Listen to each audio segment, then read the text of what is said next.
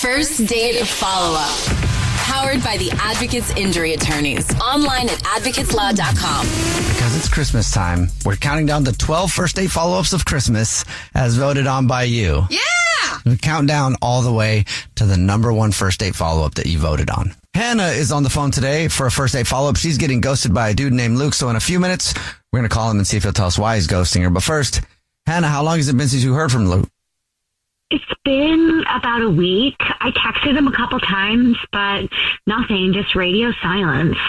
Really? So did you feel like you were going to hear from him? Was the date good? Yeah, no, it's so weird because he was texting me right after the date, like, that was fun, we should do it again, and now, poof, absolutely nothing. Why don't you tell us about the date?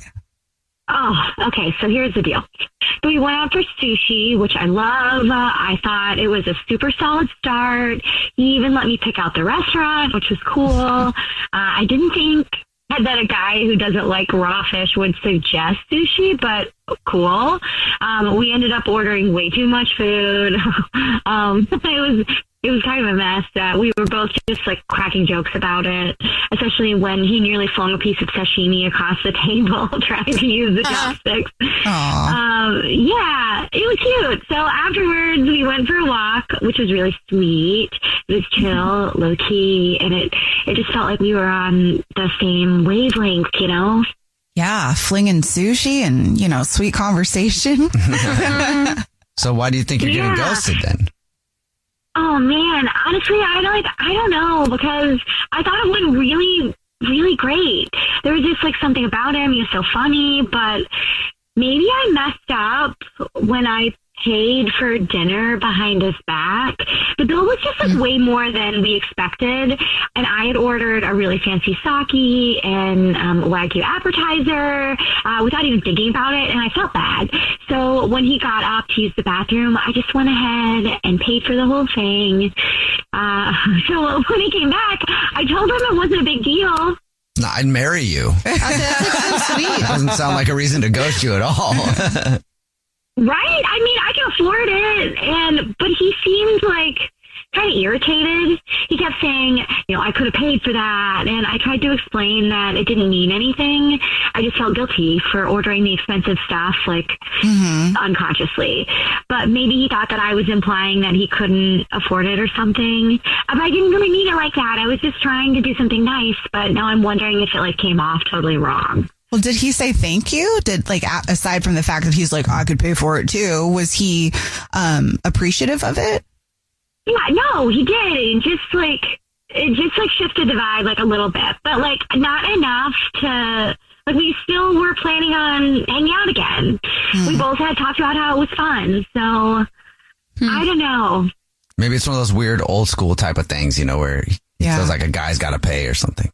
Or maybe he didn't even have the option because you did it behind his back too, for whatever reason. Yeah. Again, like Jubal said, I would marry you. Right? I mean, a girl who can take care of herself. What's there not to like? Right. You need to date a new school dude who will use you for everything you're worth. Jubal. Phrased differently. You looking for a pool cleaner? If you're just joining us for today's first date follow-up, Hanna is on the phone and she's getting ghosted by Luke. So we're about to call him and see if he'll tell us why he's ghosting her and maybe get her another date. But first, Hanna, why don't you refresh our memory on your date? Okay, we went out for this super fun sushi date, but I ended up paying at the end because I thought I'd ordered too expensive things. So I'm worried if that's why he disappeared. Okay. I mean, I don't know. I could see some guy being like, I don't want to go out with you again because you wouldn't let me pay. I could actually see that happening. Because he's probably if he's thinking okay, well, what do I have to bring to the table, or somehow feeling bad about it. I don't know. We'll see. You ready for us to call him? Oh, here we go. Okay. Here we go.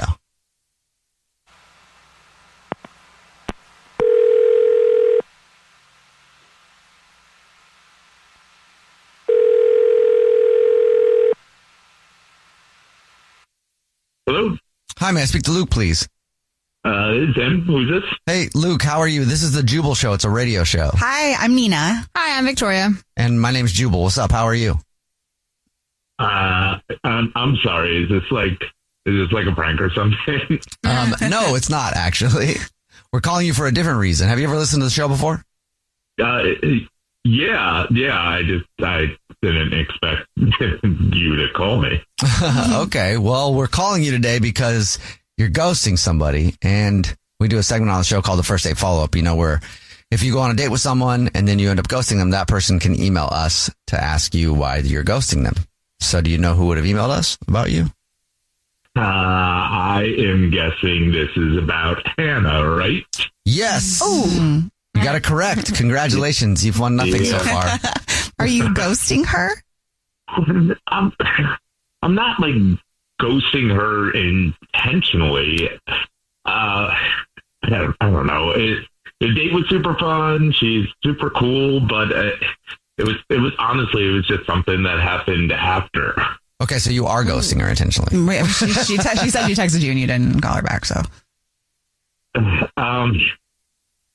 Yeah, so, here's... Okay. Okay, but why? Why, yeah.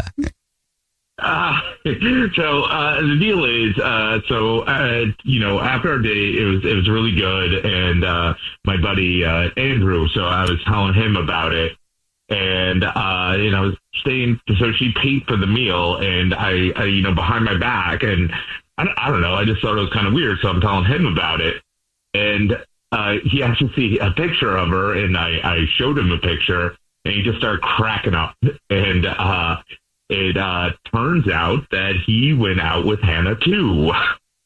Oh, okay. You don't want to go with her because of that? No. It's not only that. It was that she did like the same exact thing with him. They went to like a steakhouse and got all like this expensive stuff, and like behind his back she paid without telling him, and then he was saying that it like happened a bunch of times, and he said in his words that by the end he felt like she was treating him like some sort of boy toy that she could control with her money. Oh, okay. And you don't want to be a boy toy. No. But is that what she's doing though? Or is that just, I don't know. I think it's like nice that she wants to treat you. Maybe not every single time, but do you think that she was making you feel like a boy toy at all, Luke, when you were out with her?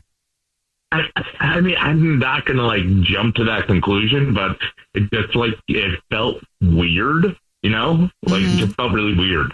Oh, wow. So because I'm too generous, I'm getting ghosted. In case you forgot, Luke, that's Hanna. Unreal. Hanna's on the phone listening and wants to talk to you. Hanna. Hey, how are you doing? Oh, hi, Luke. I'm sorry, I didn't realize I was making you feel like my personal sugar baby. Seriously, Luke? I obviously had no idea that Andrew was your friend. Also, Andrew seemed like super okay with the fact that I was paying for a lot of things. I have a nice job. He seemed grateful. This is news to me. That's Andrew, of course. You're buying him something, but it just sounded like a pattern, and I don't know. I didn't want to get wrapped up in this whole you're paying for everything and I'm just along for the ride thing. I mean, that's not it at all. I'm just, trying to not seem like a money-grubbing woman myself. I have a nice job, so I wanted to get what I wanted to get without feeling guilty. So what? Isn't that a nice thing that I could take care of myself? Yeah, but I mean, I can take care of myself too, and it feels weird that you're just paying for everything. I don't know. It just feels really weird, and I don't know. It just you doing it behind my back. Okay, well, that's fine. I'll find somebody who's hot and proud to be with a woman who can also take care of them. But wait, Hanna, what is it about paying for your men every time you go out with them that's so important to you? What is it about paying behind their back and doing it every time that you like? I'm not doing it every time. I just don't want to feel like I'm beholden to a man because I want really nice things. And I'm not expecting anybody to pay for that when they don't really know me yet, But I mean, this is so weird. Honestly, you're missing out. I'm going to be beholden. I don't. Yeah, honestly, you're just missing out. You didn't even get to the part where I buy you clothes yet, you know? I don't want a sugar baby. I want a man who adores me and is secure enough to, be okay with that. I mean, I could buy my own clothes. I can buy my own clothes. It makes me sound like I can't do this. You could really, really use a stylist and some new clothes because, man, that outfit was not really impressing me. But I'm done trying to impress someone who gets scared off by a little generosity. Well, Luke, would you like another date with Hanna? We'll pay for it. I don't even need you. That's true. We shouldn't pay for it. I don't think I could, survive a whole wardrobe overhaul to refer to Pretty Woman mate. So I don't think so. All right. Well, no hard feelings, though. Good luck finding someone who won't spoil you too much. Okay, baby boy. Jubal's first date follow-up. Have you ever listened to those true crime shows and found yourself with more questions than answers? Who catfishes a city? Is it even safe to snort human remains? Is that the plot of Footloose? I'm comedian Rory Scovel, and I'm here to tell you Josh Dean and I have a new podcast that celebrates the amazing creativity of the world's dumbest criminals. It's called Crimeless, a true crime comedy podcast. Listen on the iHeartRadio app, Apple Podcasts, or wherever you get your podcasts. Hey, I'm Nora Jones, and I love playing music with people so much that my podcast called Playing Along is back. I sit down with musicians from all musical styles to play songs together in an intimate setting. Every episode's a little different, but it all involves music and conversation with some of my favorite musicians. Over the past 2 seasons, I've had special guests like Dave Grohl, Leve, Mavis Staples, Remy Wolf, Jeff Tweedy, really too many to name. And this season, I've sat down with Black Pumas, Alessia Cara, Sarah McLachlan, and more. Check out my new episode with John Legend. I feel like in a lot of ways our careers are paralleled in some ways, but they just never intersected for some reason. I know. Yeah. We should take it slow. We're just ordinary people. We don't know which way to go. Listen to Nora Jones is Playing Along on the iHeartRadio app, Apple Podcasts, or wherever you get your podcasts. I'm Stephen Curry, and this is Gentleman's Cut. I think what makes Gentleman's Cut different is me being a part of, developing the profile of this beautiful finished product. With every sip, you get a little something different. Visit gentleman'scutbourbon.com or your nearest Total Wines or Bevmo. This message is intended for audiences 21 and older. Gentleman's Cut Bourbon, Boone County, Kentucky. For more on Gentleman's Cut Bourbon, please visit gentleman'scutbourbon.com. Please enjoy responsibly.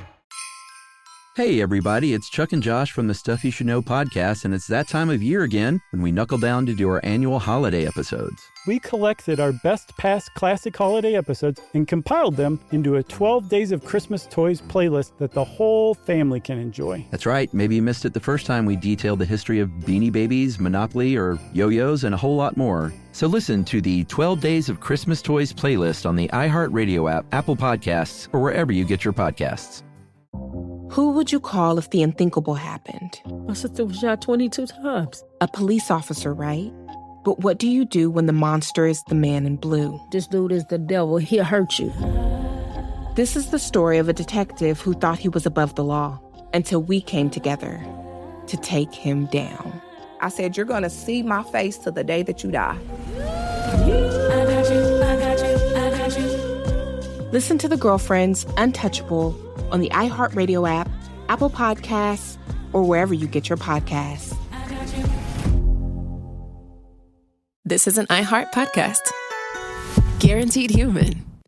Brooke and Jubal's second date update. I feel like more people just have random hookups at Halloween parties than any other type of party. Yeah. You know, because you think about it, like you're out there, Girls are kind of dressed sexy.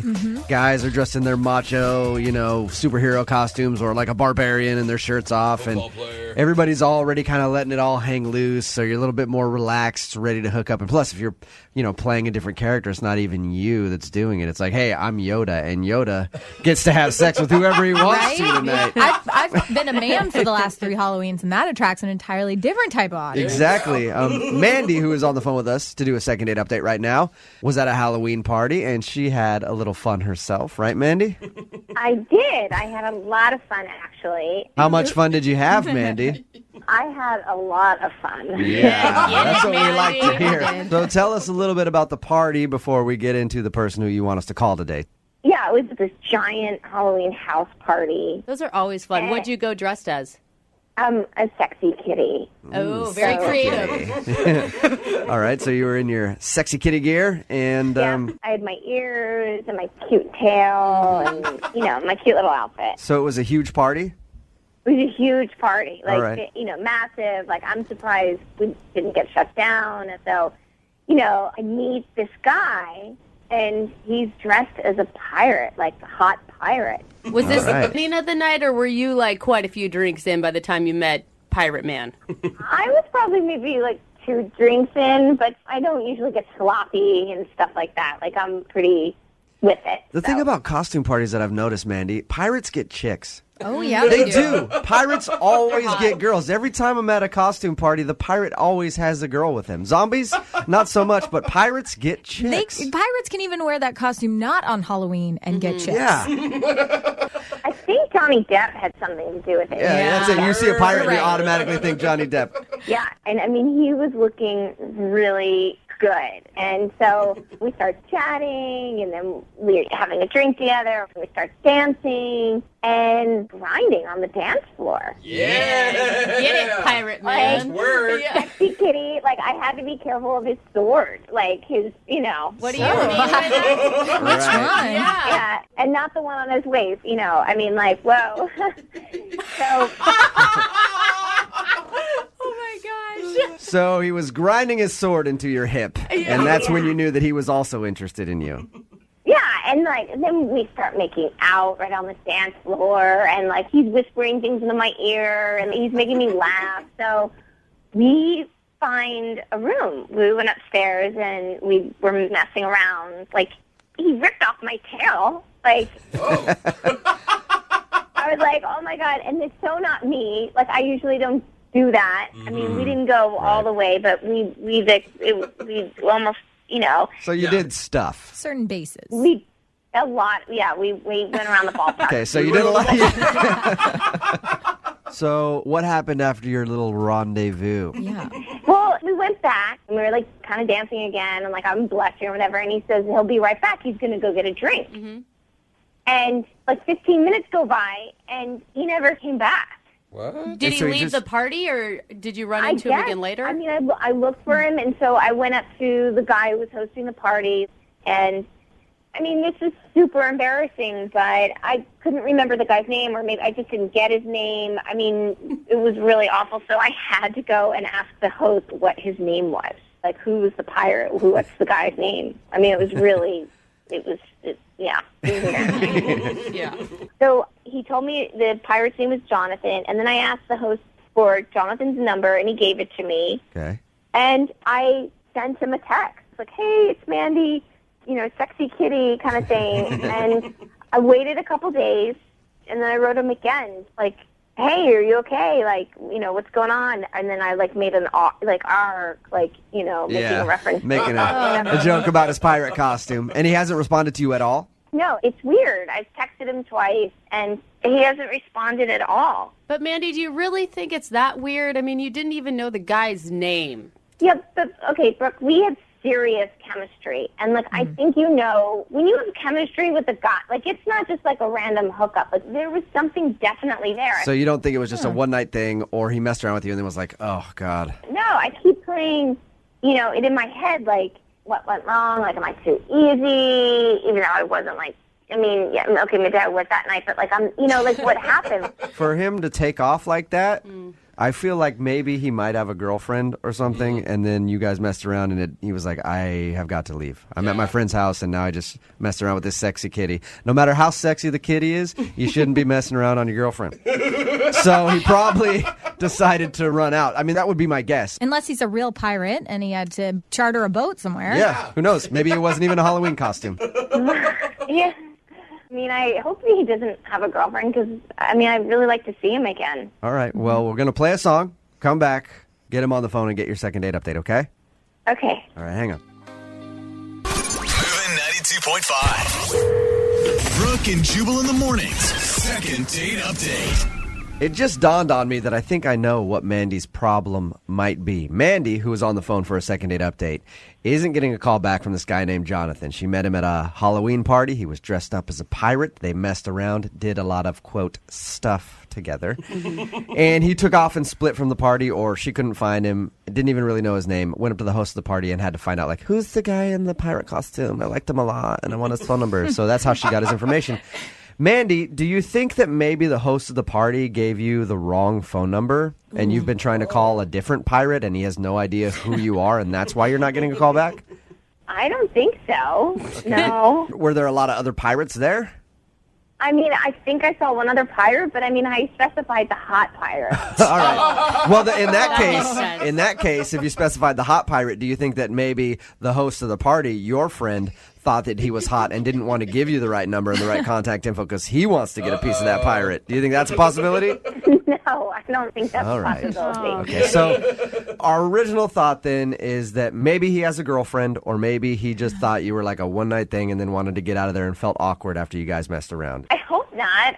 I mean, I just actually like to go on a date with him. All right, well, I'm going to dial his phone number right now, get him on the phone, and see if we can find out why he basically ditched you. Okay. Sorry to put it that way, but that's what he did. All right, I'm gonna dial the phone number right now. Okay. Okay. Okay.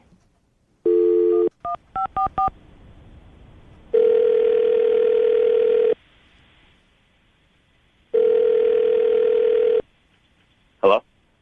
Hey, can I speak to Jonathan, please? This is he. How are you, man? This is Jubal from Brooke and Jubal in the morning. Okay. How you doing? All right. Is this Jonathan that was dressed up as a pirate just a few days ago at a Halloween party? Yeah. Perfect. This is the Jonathan that I want to talk to. What are you guys calling me for? I'm calling you because at that party, you had an encounter with a listener of ours. Okay. She was dressed as a sexy kitten, and she's been trying to get a hold of you ever since that party. And she emailed us to see if we could get you on the phone and ask you why. Are you freaking serious? Yeah. She told us that you guys met at a huge Halloween party. You were dressed as a pirate. She was dressed as a sexy kitty. You guys did stuff in a room in that house party, and she found your phone. Okay. And I'll tell you how. Okay, and I'll tell you how she got your phone number. She said that she didn't remember your name or anything else after that, and she talked to the host of the party. He gave her your info, and that's why she's been texting you, trying to get a hold of you, because she liked you a lot more than just a one-night thing and would like to see you again. I definitely do not want to see her again. You didn't see it as, you know, you guys had chemistry and things were clicking. She didn't tell you guys what she does for a living? No, she didn't tell us what she does for a living. Oh, God. What does she do for a living that's so bad that you don't want to call her back? Like, I mean, did you like her other than her job? Did you like her? Yeah, but it's a really bad job. So wait, What is it? You were ready to call her back until you found out what it was, even. Yes. She's a prostitute. What? How do you know that? Yeah, she's a prostitute. What do you? She's a You think that her job is a prostitute? I know that her job is a prostitute. How? Did she ask for money after you guys hooked up in that room? No, I left before she could. What? You're trying. Is it like a dine and dash? Are you just assuming that she's a prostitute? I didn't know she was a prostitute when I hooked up with her. Explain to me why you think she's a prostitute. So after we went upstairs and hooked up, we were heading back downstairs, and I went over to my buddies to be like, yo, I just hooked up with this girl. And then when I pointed out that it was Sexy Kitten, they all started cracking up. And they were like, dude, she's a hooker. It's like, no freaking way. She's not a hooker. They're like, no, seriously, there are like 10 of them here. And apparently, I don't know if she told you, like, this party was like epic. It was like the biggest Halloween party I've ever been to. Okay. And apparently the dude that was throwing the party had hired all these prostitutes to show up. And she happened to be one of them. And my idea of like a prostitute, I would not think a prostitute would be attractive. You know? Yeah, but don't you think if she was a prostitute, she would have tried to charge you? Mm-hmm. I mean, that's what they do. Well, she's been trying to like text me, and that's what I figured is going on. Like with her, that's why she's. Probably You're scared that she's trying to track you down to get money out of you because. Yes. Yeah, but all right, hey, Jonathan. Usually they will like get money beforehand. How do you I know, have trouble thinking that she is a prostitute. You're certain of this? It was like trick prostitute. It was like you didn't let me know. It was like prostitute entrapment. So you think she did like a bait and switch, like she messed around with you, and then she was going to be like, "Oh, by the way, you owe me $600 for that little thing." Absolutely, that's why I ducked out. My friends were like, "Hey, Sexy Kitten's looking for you," so I just got the out of there. That's why you left. That is insane. Yes. Well, why don't we ask her if she's a prostitute, Jonathan? You think I'm a prostitute? Holy she's on the phone? Yes, she is. Dude, you guys are in on this now, too? No, I'm not. We're not trying to get payment. We're trying to get you to talk to Mandy because she wants to go out with you again. No, I don't want to go out with her again. Did you guys hear what I just said? She's a prostitute. I'm not a prostitute. Yes, you are. Oh, my God. I can't believe you freaking think I'm a ass prostitute. Oh, my God. No, Mandy, he didn't say he said he thought you did a good job. I never said I just said prostitute. Oh, my God, I'm humiliated. I'm not a prostitute. Then why were you looking for me? What? Because I liked you, because I wanted to keep dancing and kissing you. But not because I was trying to track you down for $600. Why would other people accuse you of that if you weren't a prostitute? That makes no sense. Maybe because your guy friends in your life are idiots and fools, and they were just trying to, like, take the piss out of you. I don't know, because they're idiots. That's why. Dude, there's no way that they would lie to me about that. Jonathan, I don't know what I can... Like, I'm not a prostitute. I live at home with my mom and my dad. I'm going to school for public health. Like, I don't know. Do you want to come look at my chemistry books? Do you want to look at my phone? I mean, this is ridiculous. I don't know, but what I know is there were prostitutes at that party, and people pointed out you and said that you were one, and I trust my friends. I don't know you. I know them, and I don't think that they would lie to me. Were you paid to be at the party, Mandy? Like as maybe like a shot girl or something? No. This is so ridiculous. Jonathan, if I were a prostitute, why would I be calling you via a radio show? Yeah, good point. Good point. Yeah. That is a good point, Jonathan. Yeah, Jonathan. If Mandy is a prostitute like you think, I doubt that she would email us to try to collect payment from you. That's her name. In a radio segment. Maybe she's not a very smart prostitute. I don't know. Jonathan, I will have you know that there are many smart prostitutes out there, and I won't let you speak ill of them. Ivy League educated, okay? I believe Mandy. I don't think Mandy's a prostitute. Yeah. I really don't, Jonathan. Yeah, I mean, this sucks that you think that I'm a prostitute. I mean, I don't know what to say. I think maybe why don't you try going out with me, and I think you can judge for yourself. Yeah. Can you imagine the story of your guys' first date? I thought she was a hooker.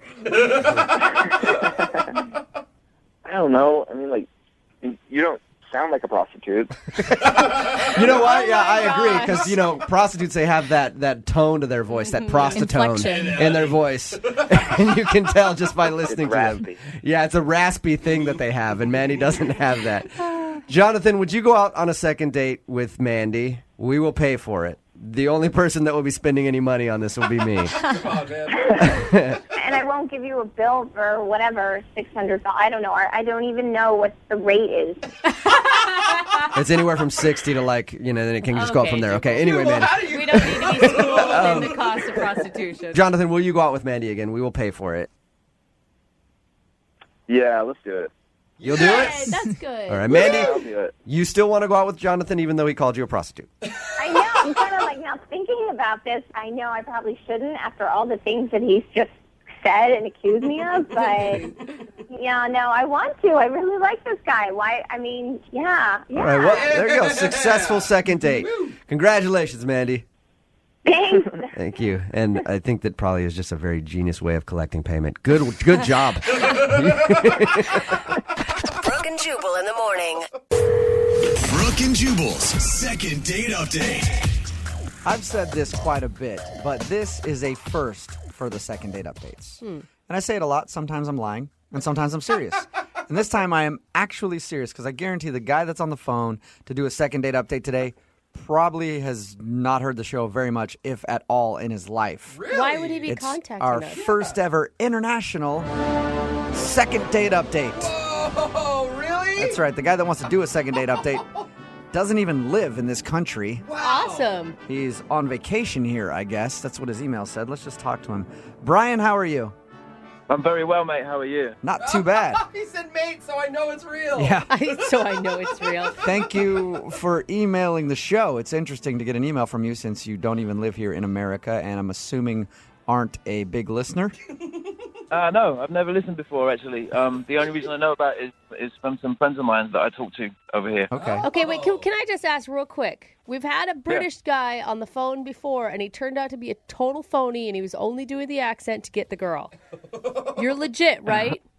Absolutely, yeah. All right, well, where were you born? I was born in a little town called Coventry. Everybody says that. Such a standard answer. It's really only known for being bombed in the Second World War. You know? Okay. The next thing you know, he's going to say he eats bangers and mash or something.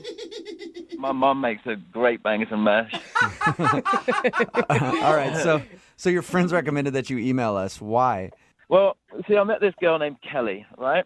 Okay. And she's fantastic. I mean, just a brilliant girl. She really is. So I met her in the park. She was walking her dog, right? I was. You know, and this is, just for clarification, this is here in America you met her? Yeah. Okay. Okay.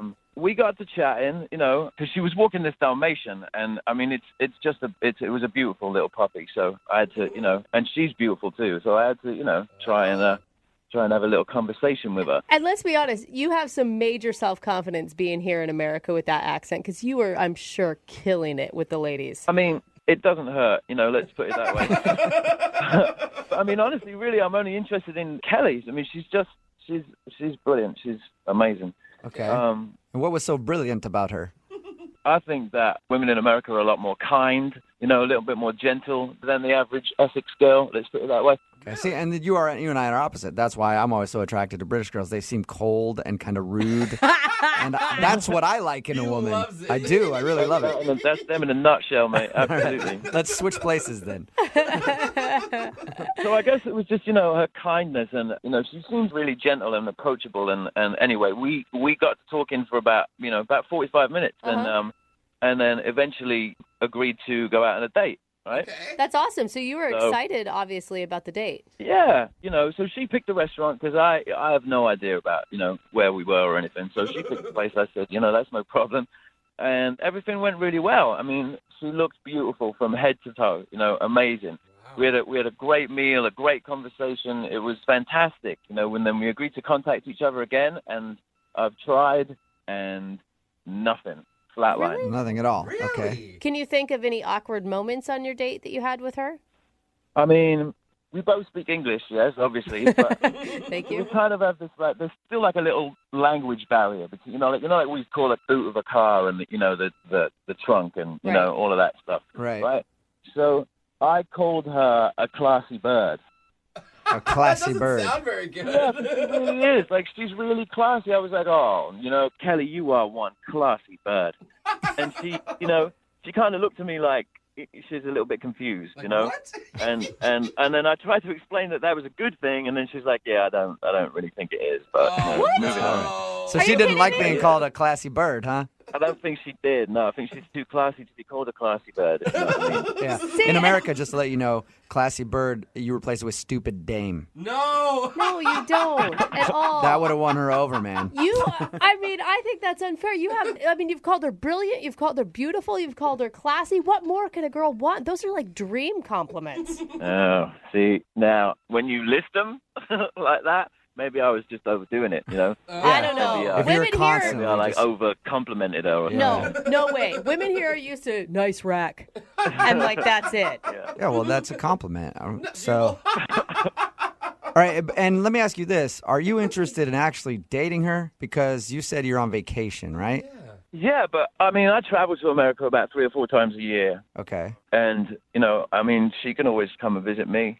All right. Okay, so you might be interested in the long distance thing with her. But maybe that's it. Maybe she fell so hard for you that night that she doesn't want to call again because she can't see herself in a long distance relationship and she doesn't want her heart broken. I think Brooke just fell in love with you or something. Sounds like. I just want more time with her, you know? Who knows where it's going to go, right? But at this point in time, I know that I would like to find out, you know? Okay. I'd like to be with her some more. All right, well, let's see if we can help you. We're going to play a song, come back, call her, and get your second date update, okay? Sounds good. All right, hang on, matey. Okay, that's What, not that even... was British? That's a pirate. That was pretty close, right? No. No, not really. Hang on, we'll do it right after this. Moving 92.5. Brooke and Jubal in the mornings. Second date update. If you're just joining us for today's second date update, Brian is on the phone with us. And Brian, I've come to one conclusion. What's that, mate? That you are the worst dater on the planet. What? Whoa. Why? I hate to break it to you. How'd you come to that? Well, you're an Englishman visiting America, and you got a date with an American girl, and now she's not giving you a call back. That's it? That's it. That's it. Because any English dude who goes out with an American girl, always going to get a call back every single time. I mean, you would think so, you know? You would. I mean, it's almost like shooting fish in a barrel. You know? Oh, my gosh. That's why it's so weird to me that you're not getting a call back. Let me just refresh everybody's memory. So Brian met Kelly out at the park. They went out to go grab some dinner. He says that everything went pretty smoothly except for one moment where he called her a classy bird, and she didn't understand that was a compliment. And now she's not calling him back. He's in town for, how long are you in town for? Another 9 days. Another 9 days. And he would like to see her again before he heads back to England. So we're going to call her and find out why she's not calling him back. And Brian, we never heard. How did the date end? I mean, it ended with a little kiss, you know? Good. And we agreed to call each other. We agreed to see each other again. That's why I'm a little miffed. Okay. Gosh, I hate it when British men are miffed. Yeah, I am miffed. All right, I'm dialing her phone number right now. Here we go.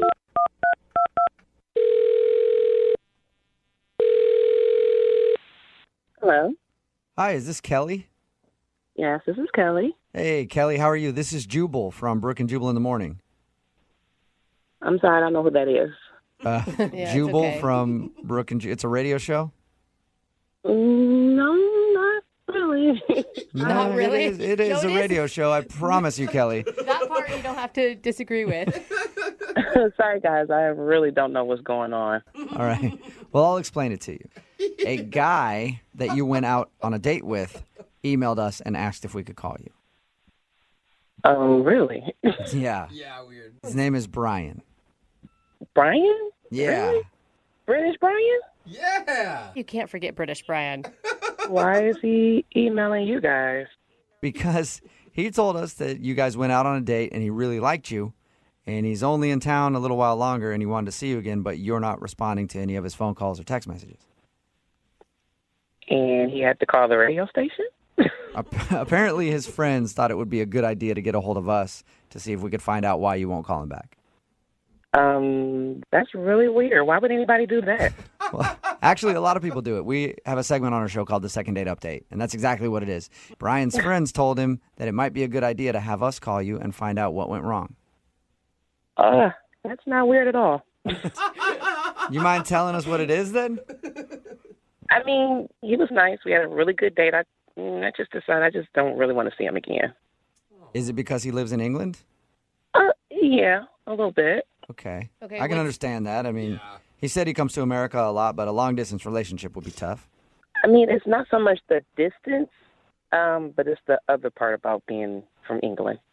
What's the other What part? What other part? The drinking. What do you mean the drinking? Like all the movies I've seen, all the English guys go to the pub after work and just slam beer after beer and get crazy drunk. And no, that's not for me. Wait. You're basing your opinion on someone based on movies you've seen? It's not just movies. It's the TV shows. It's the news reports. It's like the whole English culture is pretty much how they do things. Did he get drunk on your date? No, he didn't get drunk on our date. He was probably just trying to be on his best behavior. So you're telling me that you think that he gets hammered all the time, and that's why you don't want to call him back? Absolutely. I know English guys. Like, I've seen everything. They go out to the bars after the pubs, and they get drunk with their guys, and they sing all the British songs, and they make up stuff, and I've seen it all. You think that's kind of generalizing him being British a little bit? No. What are you saying? No, that's such a stereotype. That's like saying he should have bad teeth. Does he have bad teeth? No, he doesn't have bad teeth, but I've seen English culture. I know. Have you been to England? Have you ever visited England? No, but I've seen plenty of TV shows. All right, so you're convinced that if you were to date this dude, he would just be getting drunk all the time. Okay, you guys keep asking me the same question. I'm telling you, for me, that's not going to work for me. That's not my lifestyle. I don't want a guy that's going out to the pub every single day with his guys, getting drunk, arrested, phone calls from the police. That's not me. I'm not doing it. He jumped. Well, phone calls from the police. He's getting arrested and getting drunk. Like, did he seem like he was that type of dude on your date? He didn't seem that way, but I mean, he is English. Did you ever, like, I don't know, ask him if that's what he does every night? I didn't ask. I don't have to ask. I already know. I don't have to ask. All right. Well, I'd like to ask him. Well, go ahead. I don't care. Ask him. Okay. Well, I'll ask him right now because, Kelly, he's actually on the other line listening to this phone call and wants to talk to you. What do you mean he's on the phone? I mean, he's listening in and wants to talk to you. Brian, are you still there? Yeah, I'm still here. Okay, good. You haven't gone to the pub yet. Nice. No, not yet. Oh, my gosh. Hello, Kelly. That was the best hello we've ever had. What is this? Where have you learned these mythical things about English boys? What is going through that head of yours? I know English culture, Brian. I've seen all the movies. I've seen everything. You guys like soccer. After every soccer game, there's a brawl. It's always fighting. Like, I don't want that kind of lifestyle. I'm sorry. Like, I just don't want to. Have you ever been to a football match? I've been to American football games. I know there's not like a ton and gang of people fighting after the game. We don't have fights after the games. There's only the louts and the hooligans and stuff, and it's only like every so often. It's not like every game, is it? I don't even drink. I have a beer like once in a while. I don't even drink that much. Whoa! Oh, so just one beer. So one beer for breakfast, one beer for lunch, one beer in the evening, one beer for a nightcap. I don't know. I don't know who you've been, what movies you've been watching, and what English blokes have been portrayed like this. But it's not me. It's not me, love. Brian, you were really a good guy. I appreciate you staying sober on the date for me. It was really nice, but I don't want you to change who you are for me at all. You don't know who I am. Just be who you are. Listen, I don't. Where are you getting all of this from? This is infuriating. I mean, that's like me saying that that all Americans like to get out there on their horses and hunt them some pigs and eat them some cheeseburgers. It's not all the same, is it? I mean, well, I do have to say, a lot of us Americans like getting on our horses and hunting pigs and eating burgers. So you might have got it right there, Brian. Well, howdy. This is getting really ridiculous. Are we done here? No, Kelly, we're not done yet. I do have a question for you. Would you like to go on a second date with Brian? We will pay for it. One more date before he leaves to go back to London. It's just a culture of thinking. I don't really think I fit in with his ways. Oh my God, Kelly, you are missing out on a good guy because of your ignorant stereotype that you have. You have to drop it. I don't think my stereotypes are ignorant or stupid at all. Like, what do you know about my stereotypes? That's why they're my stereotypes. That's how I feel. I don't want to go out with him. All right. So that's my prerogative. Whoa. I'm not that guy, Kelly. Give me a chance at least to prove to you that I'm not the football shorts hooligan that goes out and sings all the loud songs and smashes windows and you know and cuts people from cheek to cheek. Like I'm not one of those, you know. I'm not one of those guys. I'm not. See, that's what I'm talking about. I didn't even know you did all that. So that right there scares me. Oh my God. He wasn't admitting to doing it. He was saying he doesn't do those things. You're killing me. Kelly, Yeah. I'm sorry to, just pop this phone call on you, and thank you for being honest with us at least. I appreciate it, guys, but I really don't want to talk to him anymore. Okay, that's fine. Wow. Have a good one, Kelly. Goodbye. All right, see ya. Oh, man. Hey, Brian. Wow. Yeah. Welcome to America, buddy. Yeah. Brooke and Jubal in the morning. Text in at 78592 that says, I'm a redhead. I wonder if that Kelly girl thinks that I'm evil and will steal her soul. Wow, that's Talking about today's second date update, Brian wanted to call a girl named Kelly that he went out with. He's an English dude who's actually in town on vacation, and his friends recommended that he call to do a second date update. He's obviously never heard the show before. We're not huge in London. I know. Yet. Not many people know this. Yeah. So he called and tried to get in contact with this girl, Kelly, who he went out with. We got her on the phone. And the reason why she didn't want to go out with him again before he left town, he's English, and she assumes that means he just drinks all day long and he's like a soccer hooligan. Yeah. He's getting in fights and getting drunk all day long. And she just didn't want to deal with that in her life. I feel disappointed because the time I've been to England, the only out-of-control drunk people I saw were other American tourists. Right? I know. So that's kind of a bummer. I missed out on that one. He made his case over and over again, like, that's not how I am. I barely even drink, but she did not believe him. She's like, yeah, right. You're on good behavior just for our date. They are not going out again. But still, he's getting lots of texts in at 78592 of many people who are interested in going out with an Englishman, so I think he'll be all right. Remember, if you want to do a second date update, all you have to do is email the show, and we will call the person who didn't call you back. I cannot tell you guys how excited I am to finally get this second date update done. Really? Yeah. No. You're rarely excited, especially about relationships. Probably one of the worst or best ideas I've ever had. Oh. I'm so confused. Okay, do we know this person? Yes. You know both of these people. Oh, no way. I was able to set up a date between two of the best second daters of all time. Yes! It took Oh, my God. so much work. It was not easy. Oh, my God. You guys remember Crazy Sarah? Oh, yeah. The anger management chick? Yeah. Yes! Oh! We finally made good with her, and we sent her out on a date with none other than Guru. Yes! And Guru's on the phone right now. What's up, buddy? Hey, what's going on, guys? Not much. It's good to hear your voice, man. I miss you guys. Guru, you're so popular. We have people texting the show all the time saying they've seen you at places. Somebody said they ran into you at the aquarium the other day. Were you out there? I'm there at the aquarium a lot. Really? I believe that, Guru. Yeah, I do caricatures, Yeah. but I change it up a little bit. A lot of people, anybody can do caricatures, but what I do is when people come up to the aquarium, I have them point out a fish they like, and then I do a caricature of them that looks like that fish. I make them look like the fish. Like their That's head on the genius. body of the fish. Hell no, it's like their head has a fish head. Yeah. It's smart. Are you That is getting smart. you getting a lot of business down there at the aquarium, Guru? Yeah, it gets a lot of attention. Okay. Man. I bet it does. How'd you like Sarah, though, when we sent you out, Guru? Guru's pretty excited. I mean, Sarah could be the firework to Guru's 4th of July. Oh. I got good feelings about this. Guru, like I told you when I wanted to set you up with her, I think that you're the kind of calming influence that Sarah needs in her life because she gets angry, and you said you think you could handle that. Look, Guru can handle anything. How many curveballs has life thrown you, Guru? Curveballs, I lost count a long time ago. The parking lot of my life is littered with home runs all over the place from what people think are curveballs, but they're not for me. Tell us about the date with Sarah, man. Well, I tell you what we did. What I took her to was the tropical butterfly house, at the Seattle Center. Yeah, totally. That's You know, awesome. it is incredible. Yeah. I mean, you learn everything you ever wanted to know about butterflies. Yeah, absolutely. Tell you what, I looked all over. The one thing it doesn't tell you is what's the word butterfly. Yeah. I don't. Yeah, that's a good point, Guru. Okay, so Guru, on the date when you're in the butterfly house, was there a chemistry between you and anger management, Sarah? Absolutely.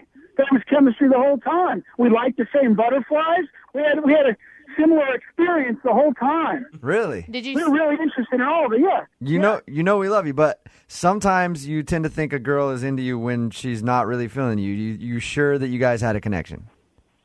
No, I'm sure. Okay. Okay. So Guru had the idea.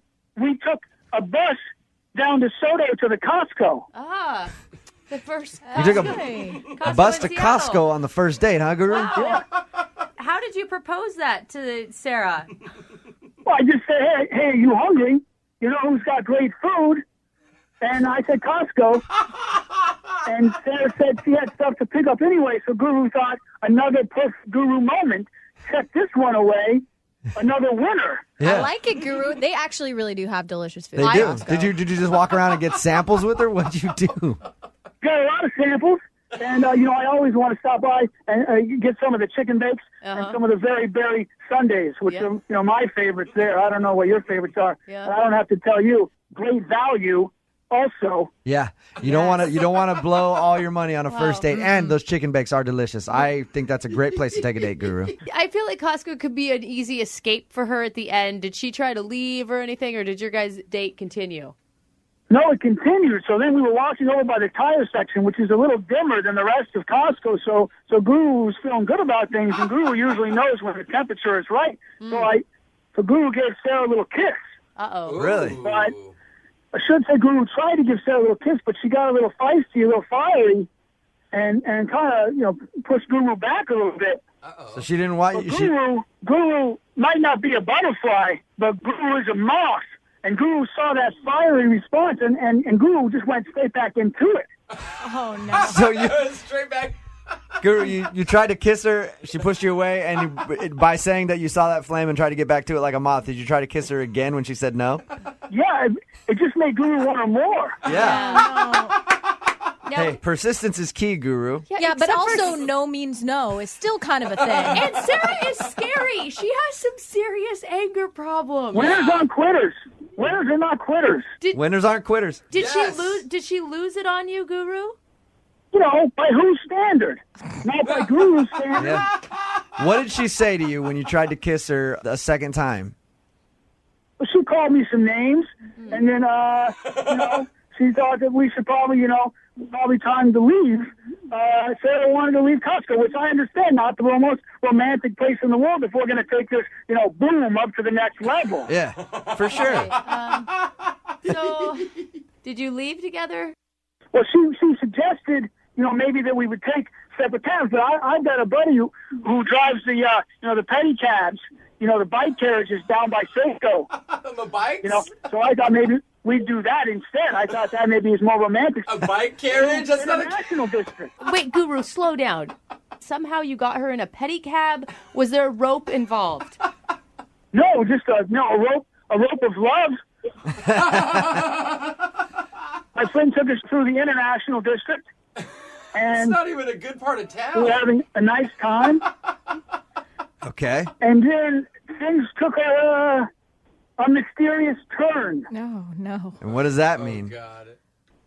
She jumped out of the. Oh, my the God. cowboy was still moving. That's dangerous.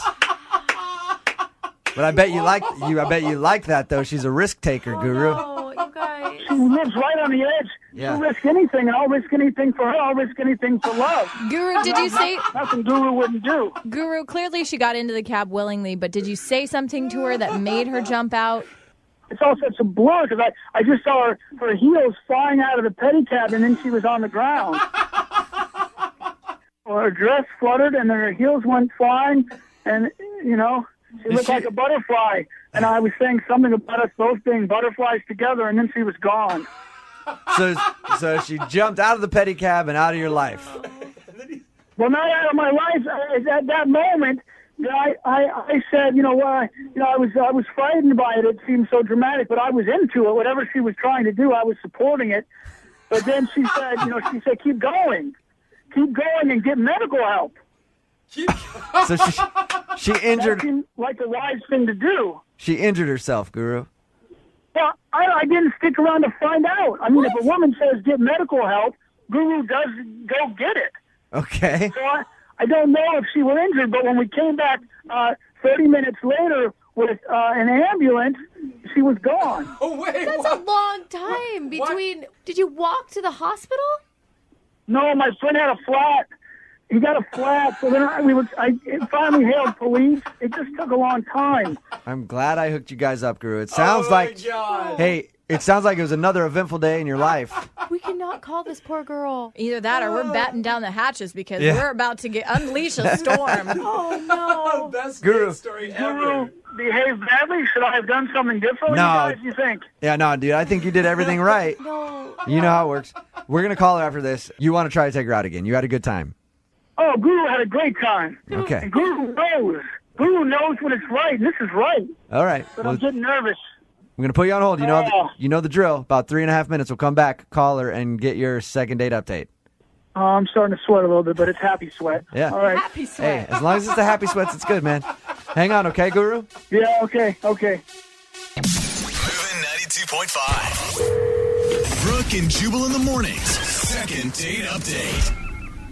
I'm still having trouble figuring out exactly what happened on the bike. We hooked Guru up on a date with another infamous second dater, Crazy Sarah. If you don't remember Crazy Sarah, this is a clip from the last time she was on.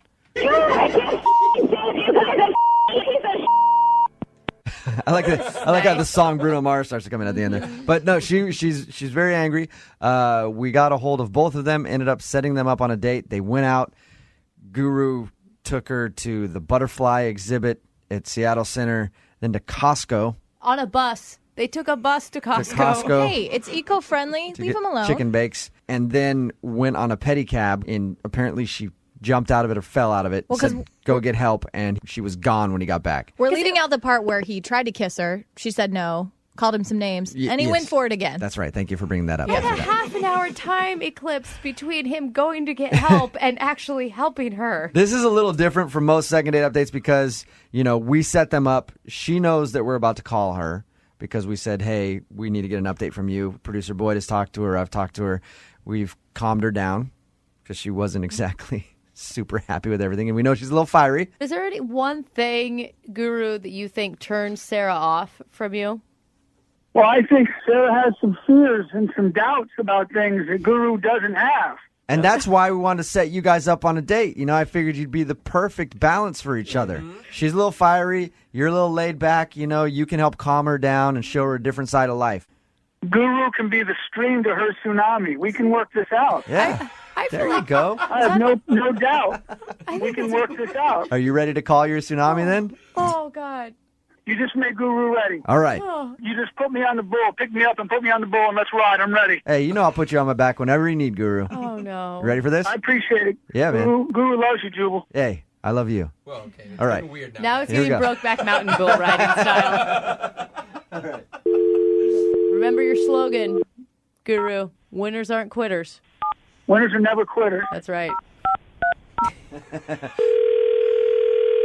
Don't quit, Guru. Come on. Hello? Hey, Sarah, it's Jubal. Hey, How's it going? it's okay. You doing all right since your date with Guru? It's over, so I'm doing great. Oh, you poor thing. We just talked to Guru, and of course, he told us about the date that he took you on. Apparently, he took you to the butterfly exhibit, Yeah? to Costco. Oh, he admitted that. Okay. Yeah, he said. He said you were into it. Oh, God. Yeah, Sarah, can I ask what your initial impression of him was? I thought it was weird. Yeah. But, I mean, but it wasn't weird, in a way that I couldn't spend some time looking at butterflies. Guru's quirky and eccentric. That's what I would say. I wouldn't call him weird. He's an interesting character. He'd be a fun guy to hang out with, I would Yeah, think. you wouldn't call him weird, but I would. Yeah, I think that's fair. Yeah, plus the other stuff's really weird. So maybe taking a woman to a butterfly house is not weird. The other stuff's weird. How did he get you on the bus to Costco? Oh, God, how did he get me on the bus to Costco? He said he had this great, new hot spot that he thought was really unusual. We're helping save resources by taking a bus. I thought, cool place to eat that I've never experienced before. Mm-hmm. And I was right. On top of it, I've never experienced eating at Costco before. Aren't the chicken bakes delicious, though? Not when a guy you met an hour before asks you to eat it Lady in the Tramp style. Oh, my God. He asked you to eat a chicken bake Lady in the Tramp style? Yes. I think I should have run then. I thought he was just making a joke. I realize now that was no joke. It was just getting weirder and weirder. And he has these long monologues about paper being the future, and I don't understand what he's talking about. I'm not getting angry, but I'm confused, and then I'm strangely interested because I've never been around someone who talks the way he does. But at the same time, I'm repulsed. Right. So you get in the pedicab. Yeah. Did you jump out of the pedicab at a certain point? Listen, you guys, you don't know. This whole thing, it just kept escalating and getting weirder. And he stands up in the pedicab and he starts screaming, "I'm the king of the world," with his arms outstretched. And something just switched in me, and I just jumped out because the only thing I could think was I would rather be hurt and break my leg than spend one more second with this person. Oh my God. It was just, I just couldn't do it anymore. Sarah, are you okay? Are you okay? Sarah, that's You know Guru. who this is? You recognize this voice? What? Are you Oh my okay? God, no! No, you guys, Listen. oh no, Listen, Sarah. oh shoot. Sarah, can you just hear him out for a second, though? Because he really liked you, and I think he probably feels bad about the whole pedicab thing. Guru want to make sure you're okay and healthy. I think that you have all this fire, which is the most beautiful thing about you. I feel like I've looked directly into the sun now, and I've come back from that. I am not attracted to you. That's just You're starting my thoughts. You start Guru sentences. That's chemistry. You can't buy that. But we have it together. I can't believe you would have the audacity to think I'd go out again with you after the places you took me, the way you behaved. I mean, it shows me what you think I'm worth if you take me to Costco to eat. Did you ever think of that? It makes me feel really that you would think it's honorable to take a woman to Costco. There's a reason that you and I have been on multiple second date updates. There's a reason we're not with someone, and it's because we're special people. And we're a little bit off the grid, maybe. And so I thought you would appreciate those things that are unique and that are unique. Maybe you don't. And I can't change that. Guru can't change your nature more than Guru can change nature. It's a very poignant statement, Guru. You keep talking in the third person. Why do you do that? It's horrible. It's obnoxious and it's crazy. Why? Sarah, you can call names and you can lash out, but Guru will still be here with open arms. There's no netting on this butterfly. There's no netting. There's no netting. Why? Sarah, why do you insist on having this netting around you? You're a beautiful butterfly. You should be free. But I have to go. You guys have to let me. You have to release me from this, please. Release me. Come on, give this girl a break.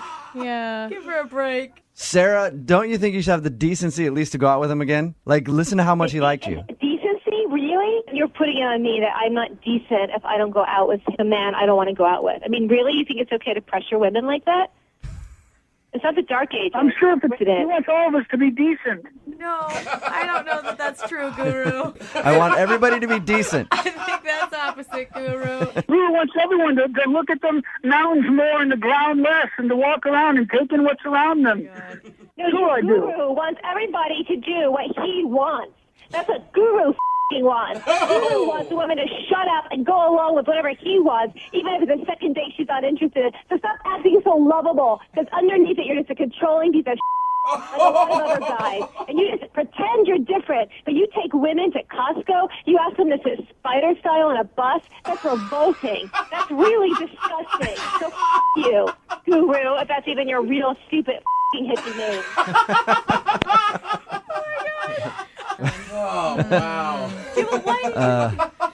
Do you feel at all guilty for setting Guru up and Sarah together? This is No. like, it's like oil and vinegar, dude. Did you hear that passion at the end? I mean, eventually the wheels come off a little bit, but the passion is admirable. Yeah, He's undeterrable. it's passion. Passion. And Guru can recognize someone who's passionate. The wheels come off and the freaking engine falls out. Guru, did you learn anything from today's second date update? It's perfect, right? Because what do they say? You know, if you get burned, try again, or don't be scared of burns. Something, but, Sarah's all fire. I think what they say is burns build character. No. So keep burning yourself until you get it right. I think they say don't play with matches, Guru, is what they say. Yeah, I guess they did, and I guess I lit one around a flame, and it kind of blew back in my face. But Guru keeps going out there. I'll be the water to anyone's fire any day of the week. And I've got, Guru has a little spark in him, and I think the ladies would tell you that right away. And I'll tell you that, and a lot of people, and my mom would tell you that. There's a lot of sauce. I think the one thing that you need to learn is not to take women to Costco and get chicken bakes on a first date. I don't think there's a lot of women that are going to like that at all. That's like third date material. You know what I say to that? You know what I say to that? What's that? Okay. All right. Okay. All right. Love you guys. Love you. Bye, Guru. Phone to do a second date update today officially has an idea for the craziest second date I've ever heard. Really? What? And that's all she wants from the dude that she wants to call is one more date. Really? Okay. That's it. Wow. Her name is Virginia. What's up, Virginia? How are you? Good. How are you guys? Good. Your email was very, very interesting. Yeah. I can't tell if you're doing like good crazy or bad crazy right now. Me too. I mean, I know it sounds crazy, but I know what I want. Okay. All right, well- I mean, I can appreciate that in a woman. We'll talk about what you want in just a second. But first of all, tell us about the guy that you want to call. Okay. His name is Jordan. We went volunteering at a community outreach event. Okay. And Okay, he so- was, he was like so nice and obviously very community minded. And honestly, he was physically everything I am looking for. Okay, so he's got a good heart and a good bod. Yeah, he has got beautiful blue eyes, brown hair, and he's like 6'2", and really like physically well built. You sure you're not describing me? Yeah. Wow. Did we go on a date, Virginia? I don't remember going on a date with you at all. No, I said he's 6'2", not 2'6".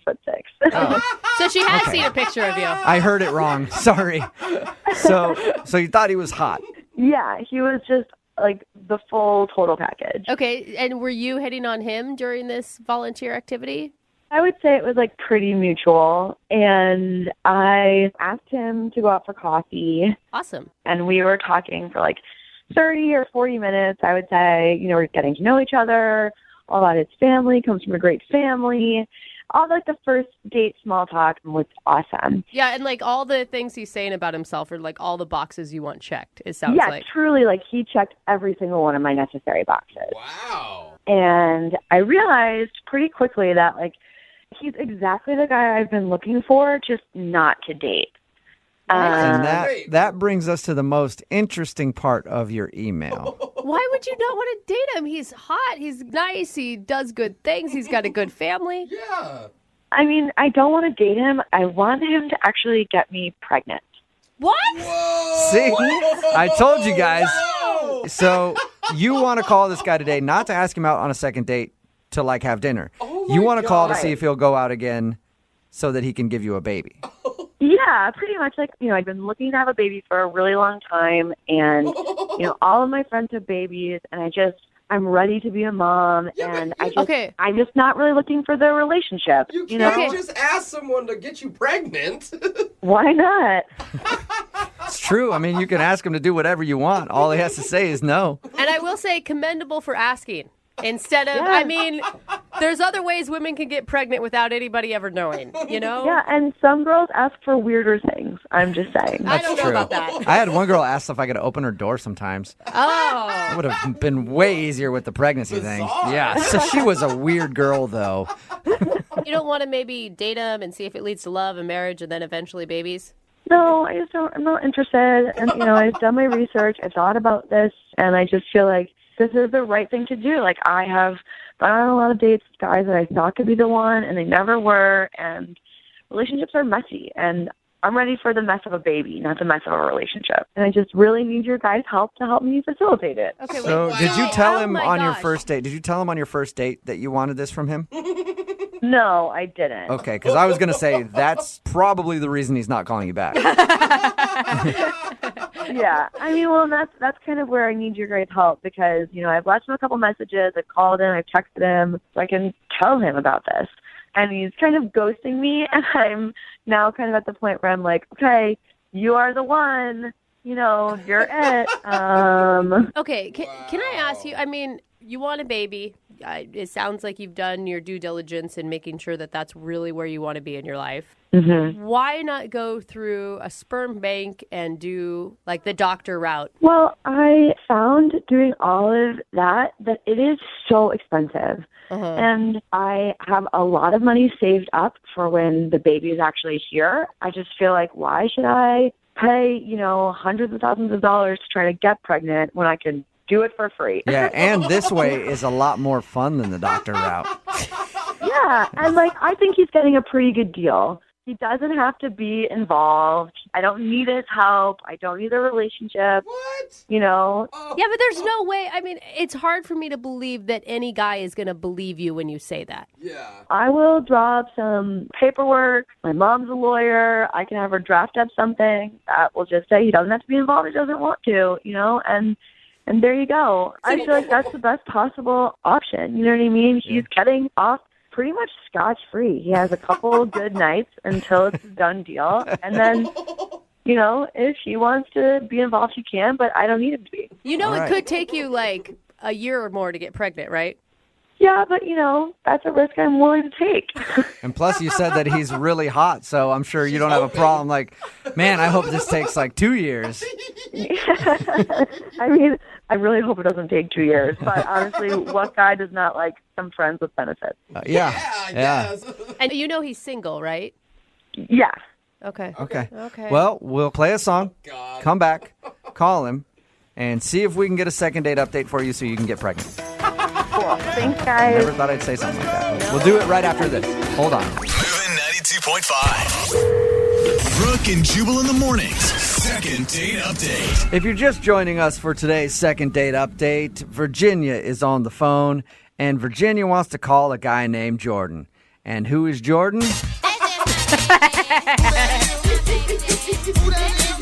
That's right. Jordan might be Virginia's baby daddy someday because she doesn't really want a second date in the traditional meaning of a second date. She wants Jordan to get her pregnant.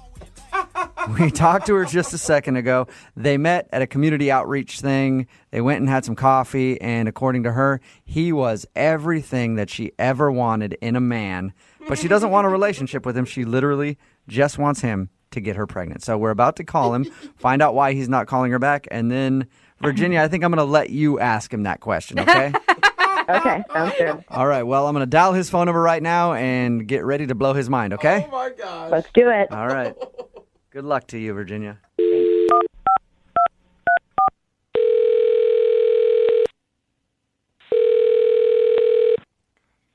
Hello? Hey, is Jordan there?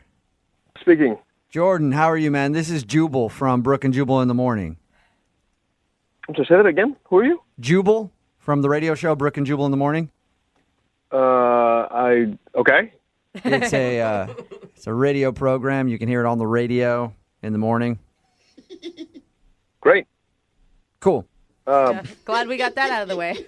Is there a reason that you're calling me? You went out on a date with a girl named Virginia a little while ago. Or should I say you had coffee with a girl named Virginia?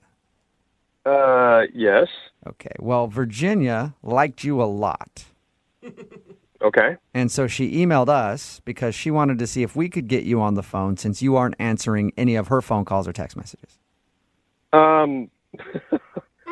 It's a segment we do on our show called the Second Date Update. That's exactly what it is. If somebody gets blown off, they enlist our help to get you on the phone and find out why. So is there a reason that you don't want to go out with Virginia again? This is very confusing and very odd, and I don't know if I should be telling you guys anything because I think this is personal. No? Yeah, you haven't heard confusing or odd yet. Yeah. Man, trust me. What do you mean by that? Don't worry about it. I know that this can be a very strange thing to do, but is there a reason that you're not calling Virginia back? She liked you a lot. Like a lot. Truthfully? Yeah? She's really, really lovely and really nice, and it's just not someone I felt like was a really perfect match. You know what I mean? And I don't know, maybe it's me. I am seeing a few other women right now, and I'm not really looking for anything serious. Okay. Okay. You sound like a catch the way she described you. I don't know about that, but I'm sure I'm sure she's not going to have a problem finding a guy. But she's really, when I say she's lovely, she really is. She's really pretty, but it just was a chemistry issue. I don't know what it was, but I think I'm weird like that, to be honest. But I feel bad about it because I know she's called a few times and I haven't called her back. I will admit that. I think I'm just really picky. And unfortunately, I frustrated, I think, many women that way. Yeah, but it's like, you went on one coffee date. How can you really tell? It's nothing against her, but I just felt this stronger connection with these other women that I'm seeing. So it's nothing to do with her, really, at the end of the day. So That's it, huh? yeah, I don't know if they're supposed to be something else. Not really, no. It's just we do these second date updates a lot, and usually somebody's weird on a date or something. It's just kind of boring. You're kind of boring me, Jordan, is what I'm saying. Well, I don't. I'm not. I think I'm a nice guy, so I'm not gonna. I'm not out to take advantage of people that way. And That's good. Yeah, like what Jubal said, boring, rational, logical. I do feel bad about not calling her, but I don't see a future there. I'm just not interested in going further. Yeah. What if I told you that she doesn't see much of a future either? What? Well, actually, you know what? I feel better letting her explain this part. Okay, so you want to have her call me, or? No, she's actually on the other line listening and wants to talk to you. But she's on the phone right now, or she's on the line? Yeah, she's on the phone listening. Would like to talk to you. Yeah, hi. Hi, this is How are you? I'm a little confused. You know, I'm sorry if I said anything that was hurtful to you. You know, I certainly don't want you to feel bad about, you know. I don't feel bad at all. Like, I agree with you. I don't see a future for us either, actually.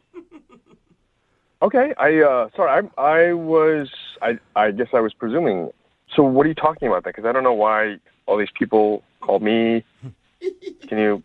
Yeah, so I, wanted to talk to you about something. I was just wondering, if we could maybe get together. I have, a pretty important question to ask you. And, yeah, I was just wondering if you'd be willing to do that. I don't know. I think that sounds a little bit like a date, right? And I thought both of us really aren't interested in that. Okay, fine. You know what? So I have something to ask you, and it's going to sound a little crazy and a little bit weird, but I just want to get it out there. I am wondering if you would get me pregnant. Hmm? So say that one more time. What did you just say? Yeah, I mean, this actually might work out perfectly because we don't have to see each other. We don't have to have a relationship. I just think you check all the boxes for what I want, and I just was wondering if you would get me pregnant. It's a pretty good deal for you. Wow. Oh, my gosh. I mean, I think we skipped a couple steps, no? I mean, you don't have to be involved. I don't need any monetary support from you. Is this serious? Are you being serious, or is this like some prank or something? Are you serious? No, I'm dead serious. This is not a prank. This is my real life here. Oh my God. Something I really want. And I've gone out with so many different guys, and you were amazing and perfect, and I would be honored if you said yes. Okay, I can't believe you're actually saying this. Like you really want me to sleep with you once, and we're done. That's it. Well, enough times to get me pregnant. It could be a lot of times. Jordan, she's 100% serious, too. This is not a joke, man. This is so weird. Yeah, this is really weird. I don't know. I don't really know how to answer this. This is a huge question. It's a big deal. Have you ever thought about having kids or being a sperm donor before? I've never thought about kids in any way at all, so this is really weird. Oh, that's a bigger question. Yeah. You don't have to worry about it. I am the one that will be taking care of it. You don't even have to be in the picture after it's done. Just do what you do best. Do what you do best. That's a big vote of confidence for you, Jordan. Yeah. Is that what you do best? I have no comment on that. Oh my God, and there'd be so much pressure going into the bedroom before this. It's like a business deal, but with your clothes off. Yeah. I'm pretty sure I'm guaranteed to panic in that situation right now. We'll just treat it like a normal date, and you have a guaranteed good time. It will not feel like a business deal. Yeah, Jordan, if you go on one more date, you'll know exactly how that thing's going to end. Yes, 100% success rate. No strings attached. Yeah, I don't know if I would call that a date, to be honest with you. what if I offered you some money? What if I offered you $10,000 before I get pregnant, and then an additional $5,000 when I get pregnant? Whoa! That's a lot of money. What about that? Would you do it then? Oh, And wow. you know what? Then I'll also have some legal papers drafted up, so you'll have $15,000 and some legal papers that say you don't have anything to do with it. You don't need to be involved at all. How about that? Oh my God. I'm sorry. I cannot believe this is happening. Neither can we, dude. Yeah. I really wish I had coffee. Hey, Jordan, would you like to go out on a second date with Virginia? You can make $15,000 and so try to make a baby after. And we'll pay for dinner, too. Oh, wow, what a So, deal. sounds like a great night to me, Jordan. Would you do it? Will you pay for college? Yeah, no kidding. That's on Virginia. She can do that. And child support for the rest of your life? Oh, and the therapy? No, I meant for me. Yeah. I'm not paying for your therapy, no. But I will pay for dinner so you guys can go out and discuss your transaction further. I'm happy to hang out and see and talk. I'm not going to say right now that yes, I will get you pregnant, but I will certainly say yes to coffee. Can we just start there? Oh my God! Congratulations, Virginia. That sounds like you got a second date. That's awesome. We can definitely start there. Oh my gosh, I wish I could be in that coffee shop and hear what you guys are going to talk about. It's going to be so awkward for anyone sitting near you. Now that I think about it, I will probably need something a little stronger than coffee. Brooke and Jubal in the morning. Okay, dudes. Thirsty dudes. You can stop texting in at 78592. I'll get her pregnant for free. Yeah. It's Brooke and Jubal in the morning talking about today's second date update. If you missed it, it was shocking. Mm-hmm. Virginia wanted to call this dude Jordan. Forget the particulars of the date and all that stuff. All she wants him to do is get her pregnant. She said she's willing to pay him, sign paperwork and everything. All she wants is just for his baby to be inside her. She wants it. his seed. That's Yep. all she wants. That's all she wants. Somebody texted in at 78592 and said, "No, I had a friend do this, and it's a trap." Oh. She said it's not a trap. She just literally went out with this guy, and she's been wanting to have a baby for a while. And she went out and was like, "This is the dude. This is the one that I want to be the father of my baby, even though I don't want it in the baby's life." She said he doesn't have to do anything with the baby, just basically get her pregnant and then leave, That is and she'd crazy. pay him for his time. I mean, it's a live sperm donor. It's what it is. Yeah. Like without the clinic, right? We did get another text from a mom that says she can borrow my 3 kids for the weekend. Let's see if she still wants to be a mom after that. Yeah, who cares how Seriously. beautiful the kids Yeah. are? So they actually agreed to go out again. And just talk. To have coffee and then talk about it and I see if he's willing to do it. We'll definitely try to keep you updated on it. She's Stay in pretty contact. convincing. I have a good feeling that she's going to be able to talk him into this. Think so? I think so. He I sounded. mean, he said yes to talking over coffee. That's the gateway, man, to baby making. I think if he would have said no outright and been like, "No, I don't want to go out. I'm not interested," then it was definitely a no. But I think the fact that he even opened the door, I'm means with you. that he's about to be a baby daddy. And of course, still the text. I told you guys stop. It's still coming. Stop it. So nasty, many dude. dudes texting in right now. Dude, I'll do it for free. You don't have to pay me. I'll do it all night long, actually. I'll never stop, dude. We get it. Shout out to all the horny truckers. I love you guys. Thank you for listening. And your texts always entertain me. Remember, if you want to do a second date update, all you have to do is email the show, and we will call the person who didn't call you back. Brooke and Jubal's second date update. A dude named Henry is on the phone for a second date update today. And in his email, he said he paid $100 for a date. So What? I don't think that's technically called a date, No. Henry. Isn't that illegal? Also, I think, yeah. I've paid a lot less, so I think you're kind of getting swindled. Maybe I should introduce you to some people. Oh my God. How you doing, Henry? That's not really a fair assessment of what happened, okay? Okay. Yeah, that's. I Right, feel like that's what people who are guilty always say. It was actually smooth. I don't want to know any of those details. Just, Good thing it wasn't bumpy. yeah. First of all, what's your date's name? Her name's Tara. Tara. Okay. And where did you meet Tara? So I met Tara at my dry cleaning place. Okay. But there wasn't like an ad for her or anything, right? She wasn't standing outside at a seedy strip mall where your dry cleaner is, and you're like, hey, I'll pay you $100 to go out with me.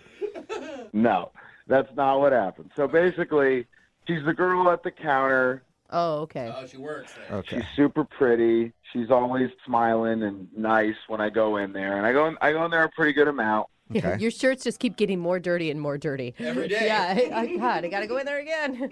Yeah, it's crazy. Every single day I spill something. Yeah, Yeah, weird. wild. Okay, so you've seen her a bunch, and what made you finally get the nerve to ask her out? So I was looking for an opportunity, but, you know, it doesn't always pop up. But basically, a lady brought in 6 dresses while I was in there. Yeah. And, you know, the lady left. And I turned to Tara and I said, I'll give you $50 to wear one of those dresses out with me. What? Oh.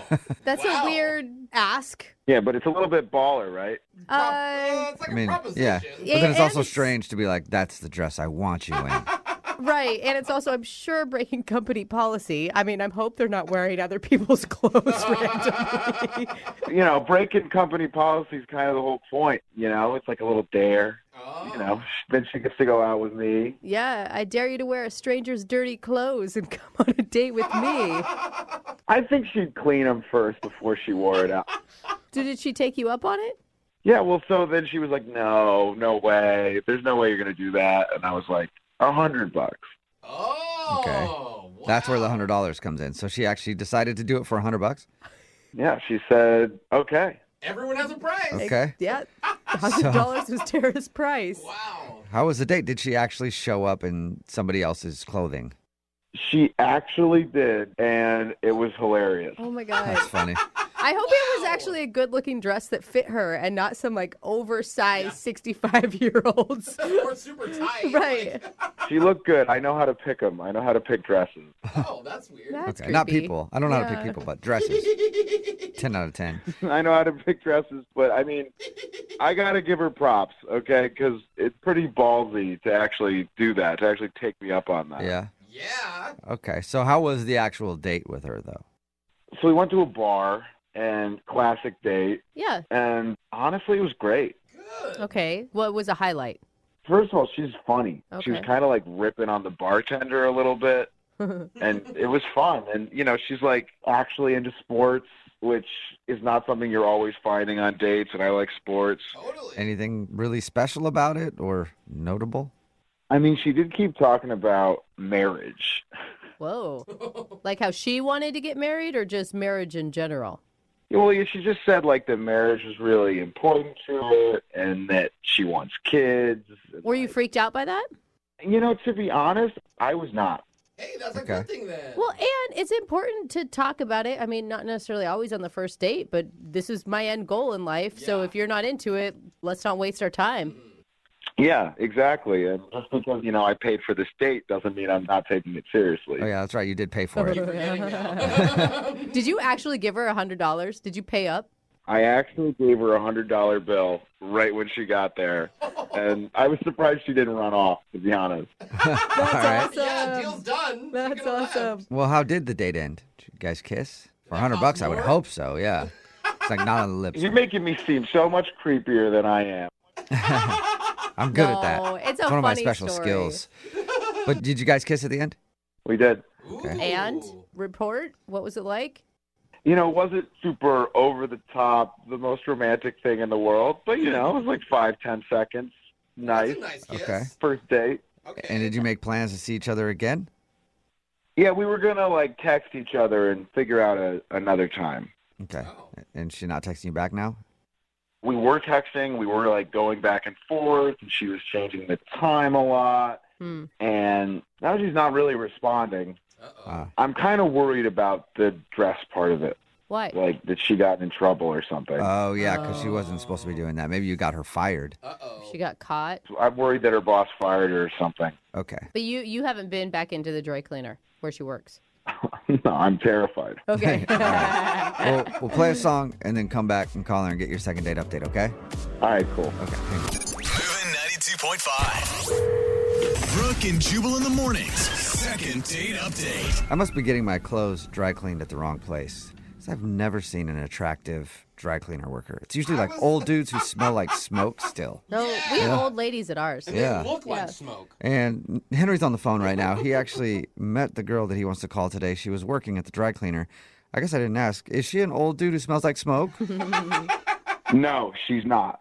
Okay. Good. Cool. All right. Just wondering. Shocking. I mean, you do what you want. I just want to get the right picture in my mind. But he met Tara at the dry cleaner. He actually dared her to meet up with him wearing somebody else's clothes from the dry cleaner. He paid her $100. He bet her $100 she wouldn't do it. She did it. They had a fun date. They even kissed at the end of the night, but now she's not responding to any of his text messages. So we're going to see if we can find out why. You ready to go? Yeah, let's do it. I want to figure this out. And you're worried that, the stunt that you guys pulled could have gotten her fired. Yeah, or maybe now she's wants more money from me or something. She's like, next time we go out, I'll wear something else for $250. Yeah. All right. Well, I'm going to call her right now, see if we can figure it out. Okay, you ready? Yeah, let's do it. Here we go.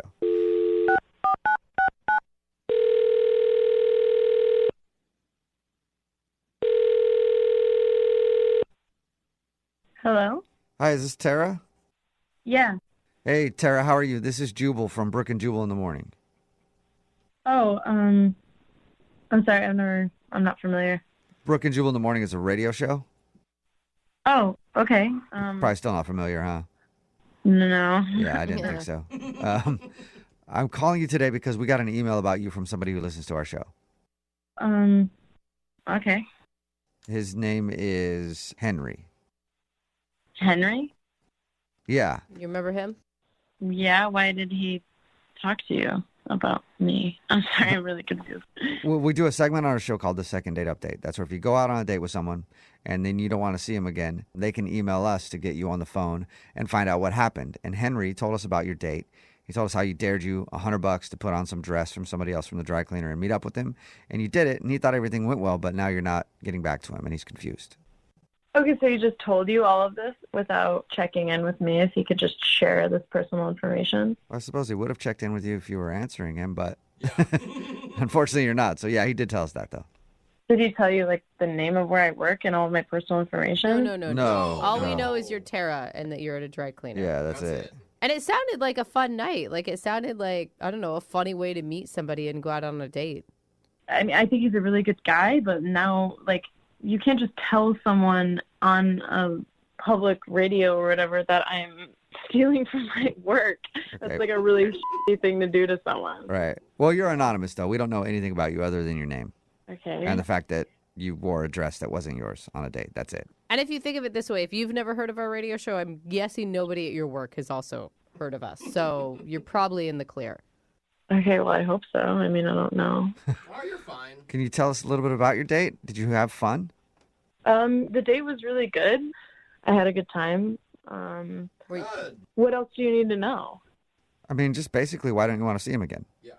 I mean, I just think looking back on that night, I'm really grateful for that experience. It was really fun, but it kind of changed everything for me. Changed everything? That's a bold statement. I know. What do you mean by that? Well, one, I wasn't even going to do it, but then something in me was like, no one will notice. Just take the dress. Oh, you're talking Okay. about the bet about whether or not you'd wear the dress. You weren't going to do it at first. Yeah, he told you about that, right? Oh, I got it. Now you're a kleptomaniac. You're stealing all kinds of things. No, I really never do stuff like that. Then I put it on, and then when I was looking in the mirror, I was like, oh, damn, I look good. And I never. That's awesome. I really don't try at my appearance so much. I mean, I take showers and I shave my legs, but it's not anything over the top. Right. It's just not a priority for you. No, but then after I put that dress on, it just totally changed the game for me. And I was suddenly people that I never would have hit on, or they wouldn't hit on me. They were just noticing me. And after the day, I actually wore it more. And when I was out with just friends, people were just asking me out left and right. And yeah. So the dress that you took from the dry cleaner, you actually like it a lot. No, I love it, and I'm never giving it back. Oh my God. No, I feel like it has this magic power, and all of these guys that I would think were way out of my league, wouldn't even dream or fantasize about kissing, are suddenly like, I'm trying to get them off of me. Oh my God. I want to know what this dress looks like. I want to wear the dress. It has a good cut. It has a good cut. Are you in the dress right now while we're on the phone with you? No, but it's very close by. Okay. Oh my God. So you just want to go out and date. You don't want to be tied down to one person. Yeah, I mean, kind of. I've never really done this before of like just dating a lot of people and like. Plus, you can't date somebody for a long time because they're going to know you only got one dress. So.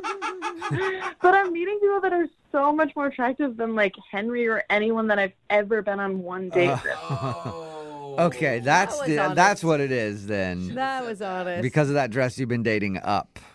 I feel bad for saying it, but yeah. Okay. Oh, no. Well, I feel bad for not saying this earlier, Yeah. but Henry's actually on the other line listening and wants to talk to you. Ouch. What? Are you serious? Yeah. He heard that. Wait, Henry? no. Henry? You all right, buddy? Yeah, I'm here. Ouch. How you feeling right now? Tara, are you serious? Are you making this up? I mean, no, but I'm sorry. I didn't know you were on the phone. I'm just kind of being honest right now. Are they really better looking than me? Really?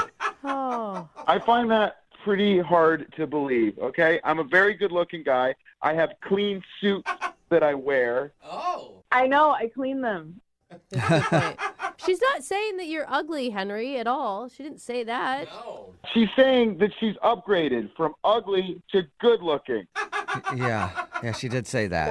That's not exactly what she said. I did not say that. I did not say that. Well, what did you say then? Because that's sure what it sounded like. I was just saying that there's people that don't usually notice me, and they're noticing me now, and And they're better looking than Henry. You said those exact words. I didn't mean to sound harsh. Tara, it is not your fault. Henry, you're the one that called, and you knew that the truth could be a little harsh. And you're the one that told her to wear that dress. Exactly. If anything, Tara should be thanking you. Honestly, thank you. It's really, it really has changed my life, and I really appreciate it. I'm sorry I didn't intend for it to happen this way. Stop, please. Okay, I cannot believe the dress I picked out turned out to be a magic dress. Well, Henry, you said earlier that you know how to pick dresses, and apparently you do, man. Yeah, okay, well. You don't need to be dating. You need to be a stylist. Honestly, a little. You kind of owe me, to be honest. Oh, my God. What do you mean I owe you? I don't understand. I mean, because I gave you $100 and you were able to change your life. Well, I mean, yes, before meeting you, I was $100 less than what I am now. But honestly, the dress, it's changed me, and I really feel like I'm a new person now, and I do have you to thank for that. Yeah, that's exactly what I'm saying, okay? You know, you're Cinderella, and I was into you when you still lived with all of your ugly stepsisters. I'm the guy you stay with in the movie. I'm the good guy, okay? All right, well, Tara, would you like to go out with Henry on a second date? We'll pay for it. I've got a better idea, actually. As you know, I work at a dry cleaner, and there's actually the suit that just came in the other day, and it's so nice. I mean, like all the other suits on the rack are jealous of it. So I was thinking maybe that suit could do for you what you did for me with telling me to wear that dress, and wearing that suit could make other people start to notice you more. Wait, what? So are you asking him out on a date if he wears the suit? I'm confused. Yeah. Definitely not. I'm not really interested in that, but I will steal this suit for him so that I can pay him back. Oh, my God. Okay. Henry, God. what do you think about that? No date, but she'll steal a suit for you. If you're not going to go on a date with me, fine. I'll take a free suit. Okay. Wow. All right, well, I think this kind of worked out. Like, you didn't get a date out of it, but free clothes. You got some new clothes, man. That's not bad. You know, dating's freaking weird these days, guy. I'll take what I can get. All right, well, now you get to date a new suit. That's awesome. Congrats. Yeah. You're going to look so good in this suit, Henry. Trust me. You're going to get like 6s and 7s. Wow. You're that Henry 6s and 7s headed your way. Wow. I'll take it. Brooke and Jubal in the morning. Brooke and Jubal's second date update. Today's second dater almost had a date that didn't even happen. Either that or she planned a date with somebody who's as good at organizing things as I am. Oh. Angela, how are you? I'm doing okay. How are you? Pretty good. So you planned a date with a guy named John, but you almost didn't even go out. Tell us about that. Yeah, we met through friends. Uh-huh. And we texted for a while, and finally, kind of spontaneously one night, he was like, do you want to meet at Romeo's for pizza? And I was like, yeah, totally. See you there. We set a time.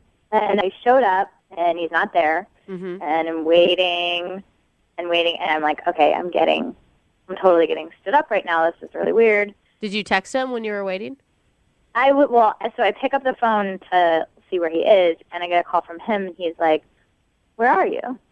And I was like, I'm at the restaurant. And he was like, no, I'm at the restaurant. You're not here. And then there was some confusion, but it turned out we'd gone to totally different Romeos on like really opposite sides of town. So like we were like 40 minutes away from each other. How romantic is that? You guys were getting pizza on different parts of the... But I was at least happy that I wasn't getting stood up, Yeah, totally. So you ended up meeting up with him eventually. Well, he was like, why don't I just pick up a pizza and we can meet at my place and rent a movie and like whatever, because it was like halfway between where we both were. So did you think whatever at that point, or did you think, oh, this guy's being a little forward? At that point, it was kind of like, no, let's do the easiest thing possible. Okay. So we did. We got a pizza. We watched a movie. It was really, really fun. And like, one thing led to another. And then I spent the night and left in the morning. It was really great. I thought really fun and not weird. Do you think that he mixed up the restaurants on purpose? Like he was like, hey, here's a good way to get her back to my house. Just be like, oh, I went to the wrong one. You know what we should do? We should just bring the party back to my house then. Kind of weird to make you drive all the way to where I'm at or me come all the way there. I mean, it's kind of elaborate, but I don't know. We wouldn't put it past him? I guess I don't even really know. I don't know him that well. So who knows? Maybe. Stuff like that sounds crazy, but we've heard a lot more elaborate schemes on these second date updates to get girls in bed. I really hope it's not the case. I mean, I'm mostly worried that it was something that I did, like when I was at his house. Uh-huh. Well, so what was it like the next day when you woke up? Did he seem still interested in you, or was it like, hey, get out of here? No, it was a work day. I left for work. It was totally just like, okay, that was cool. See ya. Mm-hmm. And he also, he texted, let's do it again. So I was like, okay, cool. I've got this encouragement. We're going to hang out again.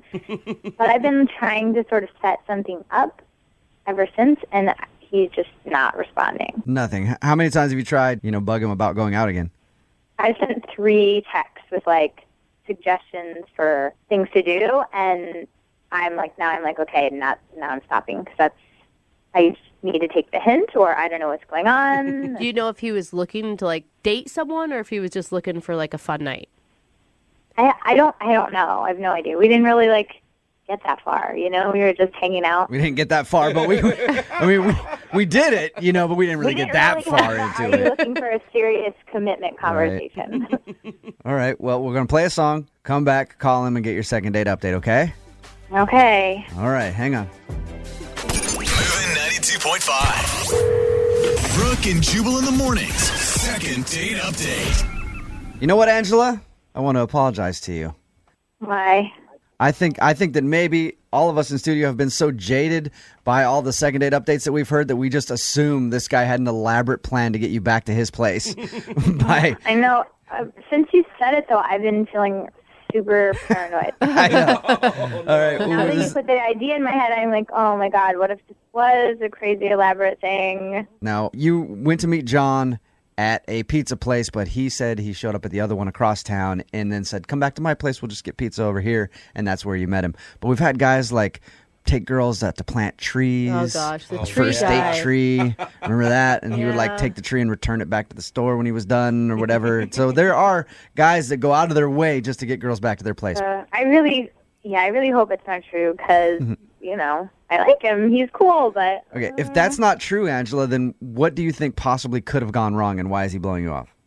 I mean, obviously the first thing I think, which every girl would, is I did something wrong, or I don't something weird, think or that. maybe I had giant boogers when I woke up in the morning, or I don't know, anything. Dude, yeah, the morning after look is always Oh, it's a hard one. Yeah. All right. Yeah. Well, we're going to call him right now. You ready to go? I guess.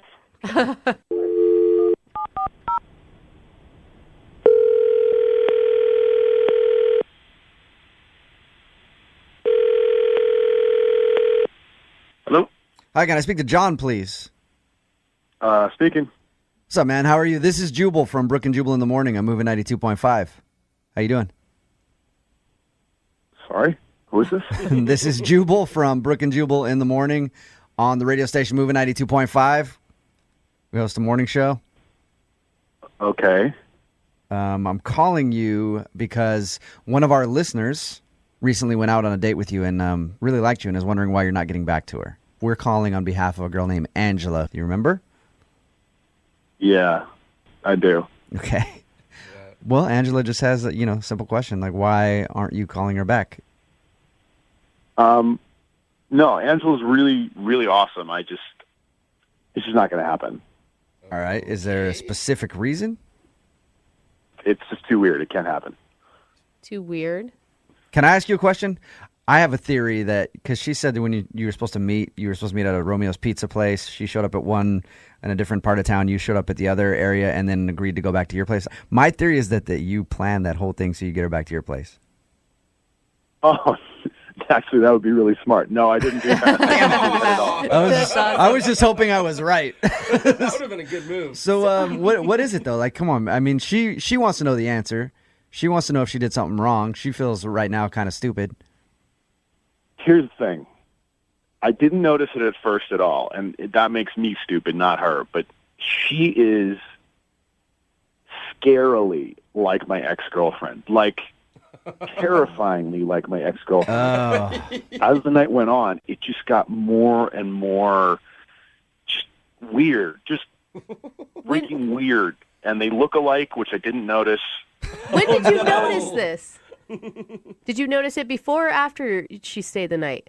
Well, it was all during, and it just became more and more like, I don't know, can I even talk about this on the radio when we were in the middle of things? She started calling me Johnny, which nobody calls me Johnny except for my ex. Oh, nobody. no. Everything that she did, even in the bedroom, reminded you of your ex. Then, at the end of everything, she goes, which, again, my ex, the only person who does this. Oh, No, that is not the only person that does that. Come on, John. I have never dated another woman who did that. Who ever. sighed? Yeah, I feel like there's a... Like immediately afterwards, I can't exactly listen like to that. this. I have to say something. Hey, John, Angela's actually on the phone right now. What? Yep, Angela is on the phone. Angela, go ahead and say hi to John. Hi, John. I'm so sorry. I'm really glad to be hearing all this because I've been sitting here thinking, like, there's something I did, but these are, like, really silly reasons not to call me back. This is, like, I hear you that, like, you have a type and that's maybe, like, weird to you, but, like, that's not such a big deal. Who cares? Like, this is the only time this has ever been said that it was totally meant. It's not you, it's me. Because if and when you ever meet my ex, it's going to creep you out. If I introduce you to my friends and my family, they're going to think that I'm dating the same girl. Like, they're going to think that I got you made in a lab or something. They're going to be freaked out. I mean, I don't know what to say. I believe that if they got to know me, they would all see that I'm different. Did they like your ex-girlfriend, John? No, because she was the devil. Oh, all right. So, Angela, you're the devil, is what John's telling you. The spawn of his ex-girlfriend.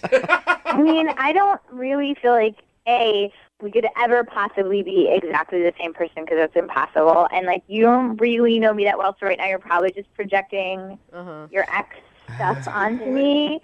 And, like, you should take the opportunity to at least get to know me a little better before you say that I'm exactly like her. Angela, I've been in John's position before where you've been out with a girl and, like, her mannerisms and stuff, it just reminds you too much of that girl, and you're just like, I do not want to go down this road again because I know how it ends. It's like what she's saying is totally valid, and I kind of agree with her. But the thing is, it's like I don't want to take any of the baggage, which is a lot of baggage from my last relationship into another relationship just because she happens to remind me. Like, that's just wrong. I would feel But bad isn't it about sort that. of dumb to like miss out on maybe getting along with someone really well because of It is some? totally dumb, but I don't know how to get around it. Well, all right. How about this, John? Why don't you go out on a second date with her? We will pay for it. And you can see if you can get over the fact that she is basically your ex-girlfriend in a different body. And maybe I'll wear a wig and change my voice. Don't change yourself, will you go Angela. out? Will you go out on a second date with her, John? Oh my God! If she got a haircut and dyed her hair, I would be all for that. Oh, that's messed up. Okay, Angela, we'll call a salon, get you all changed up, No, we will and then not. send you out on a date with I John. want him to see I'm a different person inside. All right. Will you do it, John? Will you go out with her again? Come on, maybe the second time you guys hang out, there won't be as many similarities. Maybe it was just because you've been thinking about your ex a lot at the time. All right, but we can't go to a comedy because I can't hear her laugh at comedy. The next couple of dates. I will be dreadfully serious. All right. You'll do it, John. I'll do it. All right. Nice. Angela, there you go. You got your second date. Thanks, guys. That is so something his ex would have said right there. God. Brooke and Jubal in the morning. I personally get excited when we get an email for a second date update and it says, I embarrassed myself on the first date. That's not a shocker at all. That's what happened with Tom. Tom went out with a girl named Vanessa. Apparently something embarrassing happened. The date actually stopped halfway through. What? Tom, why don't you tell everybody what your embarrassing moment was on your first date with Vanessa? How you doing, guys? Good. Oh, Tom, get to the Better meat. than you, that's for sure. I am dying to hear what you did. Well, I was out with this girl, Vanessa, and we're in the middle of the meal, and I'm stuffing myself with bread, appetizers, getting ready. We're having a good time. And she says something that makes me laugh, and I start laughing a little uncontrollably. But I'm laughing. I laugh so hard that I actually I end up vomiting on the table right there. What?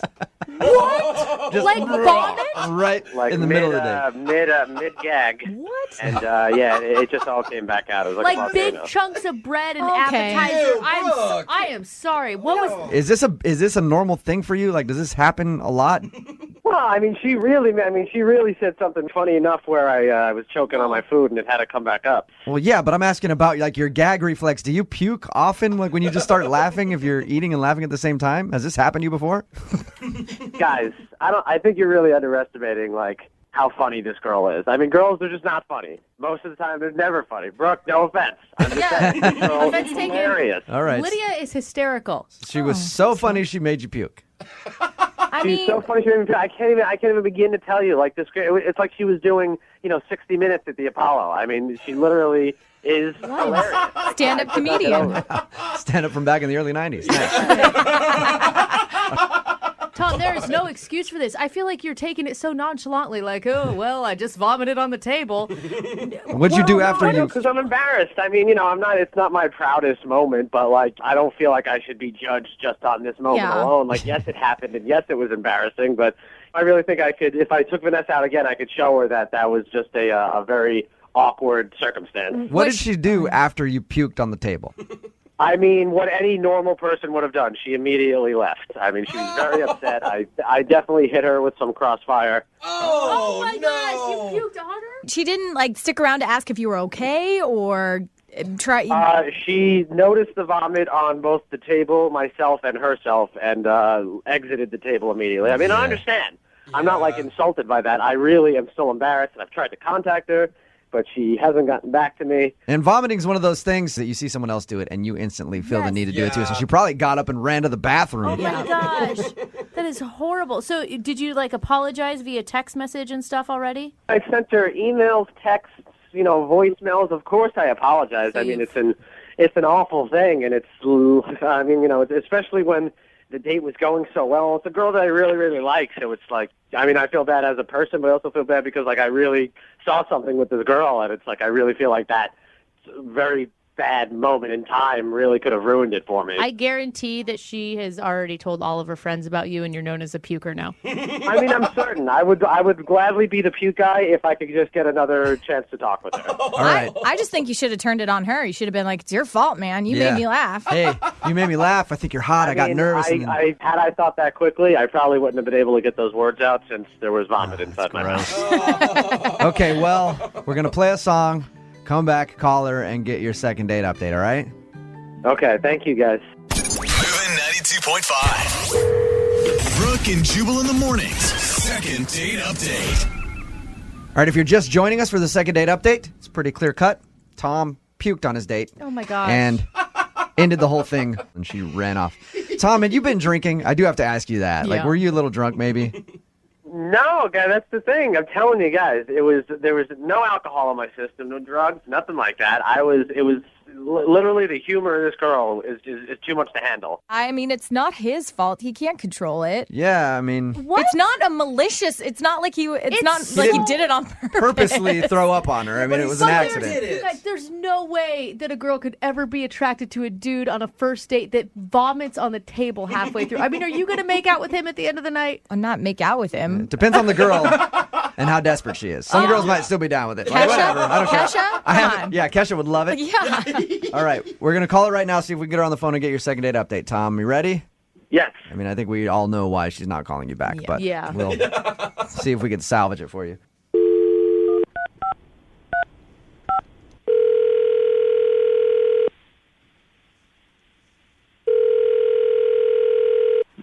Hello?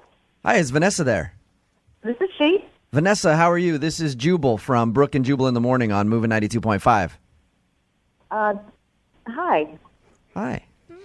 Listen, I'm calling you because you recently went out with a friend of mine named Tom. Do you remember? I'm assuming he left quite an impression on you. Oh, gross. Yeah, if you mean puking on me, pretty memorable. I wondered because, I don't know if you go out on a lot of dates where men puke on you, so he's the only one that you've gone out with lately that has puked on you. Yeah. Okay. Well, we've heard the story of what happened. Well, Tom really liked you. The reason that he says he threw up was because you were hysterical and made him laugh and puked. I'm assuming that's the reason that you haven't been calling him back. It was disgusting. I mean, I had to get out of there, and he seemed fine. It was just gross. Yeah. Everybody was looking at us. Tom told us whatever you said to him was so funny that it made him puke. Do you remember what you said to Tom? Because I have to hear it. Yeah. All I said was, I thought it was strange that penguins you never see penguins' private parts.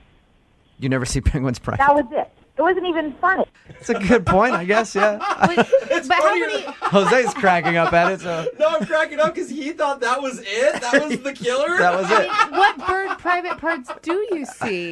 We make fun now, but Jose's going to be using that as Yeah. stand-up set here Well, pretty soon. both these Okay. boys do stand up, and they've never had anyone puke in their audience. So that was For that hysterical. reason. That was hysterical to him, and then that made him puke all over the table. Yeah, and I thought it was weird that it was hysterical to him. I wasn't even trying to make a joke. I didn't even think it was funny. It was something that I observed, and he just went into this uncontrollable laughter, and then started gagging. It was weird. Hey, Vanessa, Yeah. I do want to let you know, please don't be funny in the next 5 minutes or so, because Tom is actually on the other line and heard everything that you just said. Tom, say hi to Vanessa. Hi, Vanessa. Oh God. Yeah. It's awkward. That's why I said don't be funny. I don't need Tom Yeah, puking while we're on the phone with him. Guys, I mean, you really had to be there to hear the joke, how she said it in the moment. Okay. Sure. She said it wasn't even a joke, though, Tom. She was just making an observation. But you aren't. I mean, you don't know. It's a date. Weird things are funny. I mean, Vanessa, I'm just really sorry that happened. But I mean, I've just got to say, girl, whether you're aware of it or not, you got the gift. Yeah. You got some chops, kid. You could be huge in this business someday, I tell you.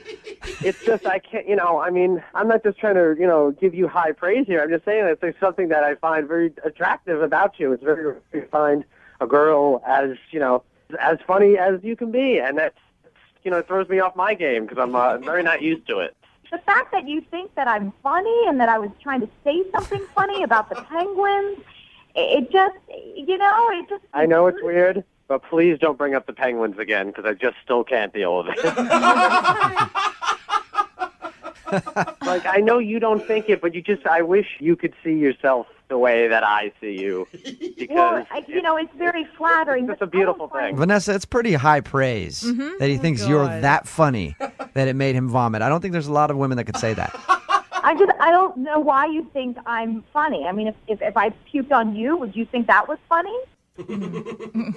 I mean, yeah, a little bit. Oh my God. It sounds like, Vanessa, anything you do, Tom thinks is hysterical. So I mean, it's funny because if you remember, we had ordered lobster, and to think of me vomiting lobster on you would have just been that much more violent. What?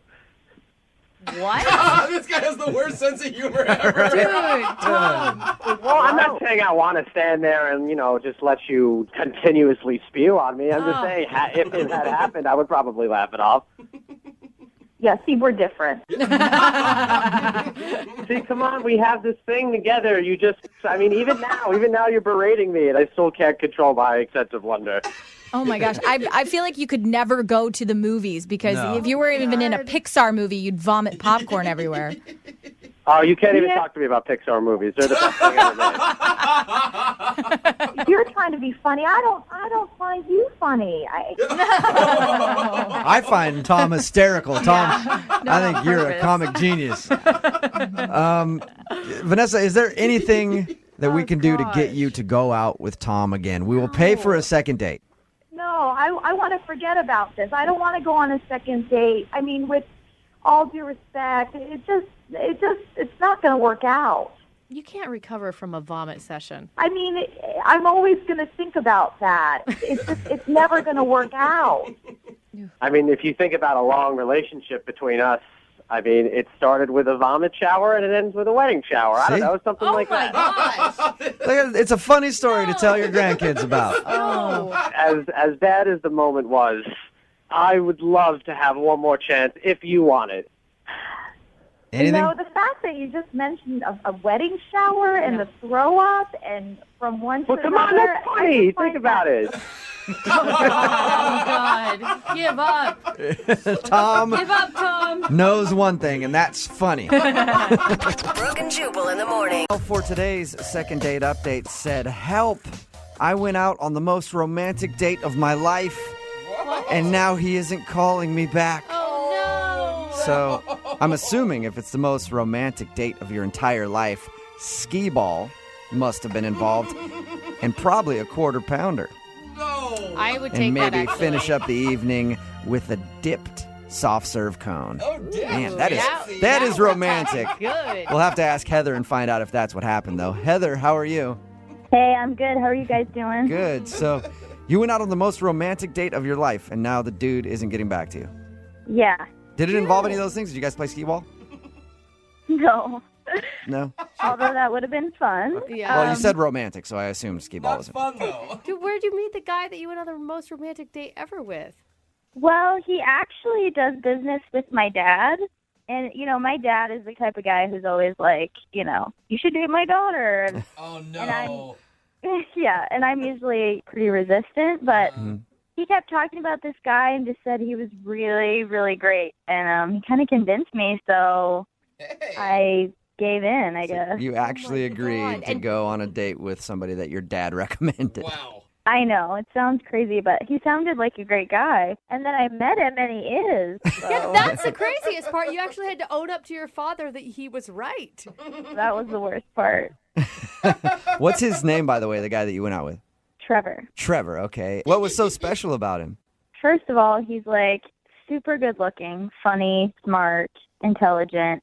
Wow. I was skeptical, but he was everything my dad said. Yeah. Really? Sounds like your dad had a crush on him. God. So what happened when you meet Trevor? Where'd you guys go? He took me to this rooftop of a building, and there was this amazing dinner laid out with like flowers and wine. I mean, he had to spend a lot of money to set that up. Okay, wait, hold on, though. I would almost be freaked out. On a first date, walking into that is a lot of pressure. Yeah, I mean, it was a little weird at first, but I go on so many dates where it's just like, hey, let's go to the bar and get drunk, So when this happened, I was like not gonna say no or second guess anything. So you said a rooftop. Was it a rooftop deck at a restaurant? Because the way you said it sounds like it was just a private thing. Yeah, it was just a private thing. Oh my! It wasn't Wow. even. Yeah. Whoa. Okay, wait, and you hadn't hung out with this guy at all. Like, did you know anything really about him yet besides what your dad told you? We talked a little bit leading up to it, and he just asked me what my favorite foods were, and then when we got there, he had chefs make my favorite foods. Wow. Is he like? It's too much. You're doing too much there, in my opinion. Yeah, and how do you follow that up with a second date? My God, that's why he's not calling you back. He's like, well, I did the best I could, and now it's over. We peaked already. Maybe, but we had such a great time, and he said that he couldn't wait to see me again. Yeah, how did you guys end everything? A helicopter ride? We rode jetpacks over the city. Yeah. So I just, on the way back to our cars, he stopped me and he said he really wants to kiss me, but then he's like, I'm a gentleman, and I want to treat you with respect. So I want to wait a couple more dates to kiss you. Oh, my God. He is playing it so good, though. I Jeez. mean, kind Seriously. of cheesy, but so on point. Oh my gosh, I'm blushing. Yeah. It was the best date of my life. Oh my God. I mean, it almost feel unreal, the whole thing. Like it was all just a dream. It kind of did feel like that. And then after the date, we were texting for a couple days, and he was being really sweet and just telling me how much he wanted to see me again. Oh, okay. And then all of a sudden, he just stopped texting me, and I haven't heard from him. Have you had your dad check up on him? No. I did ask my dad, though, if he'd talked to him recently. And, they don't work directly together. They just do business together. So he said he hadn't talked to Trevor in a while and hadn't heard from him. And he said he would call, but I just thought that was too weird. Yeah. Trevor. Yeah. This is Mr. Heather here. What's going on, bud? Why are you not calling my daughter back? That would be awkward. Yeah. Exactly. Is there anything that you could think of why he would just stop talking to you?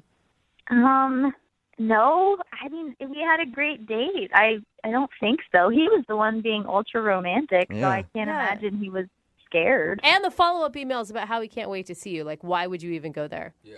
The whole thing just confuses me. I have no idea why he would just completely drop out of my life like that. Well, we'll try to figure it out for you. We'll play a song, come back, call him, and get your second date update, okay?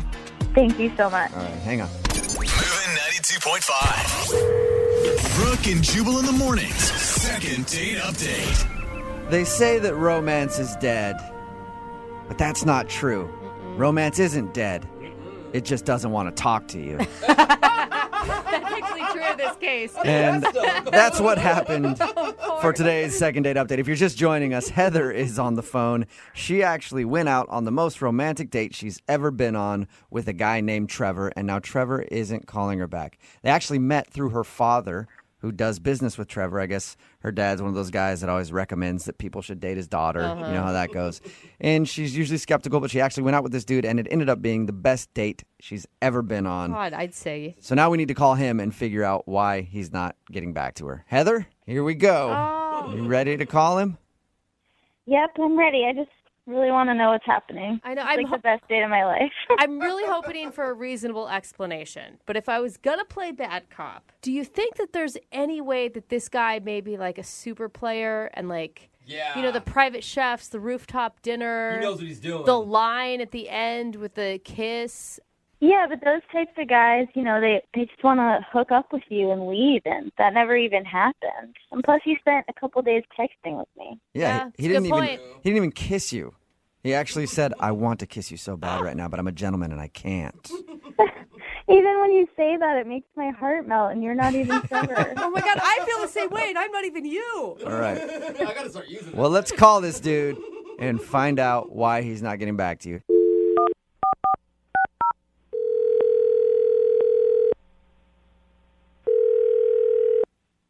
Hello?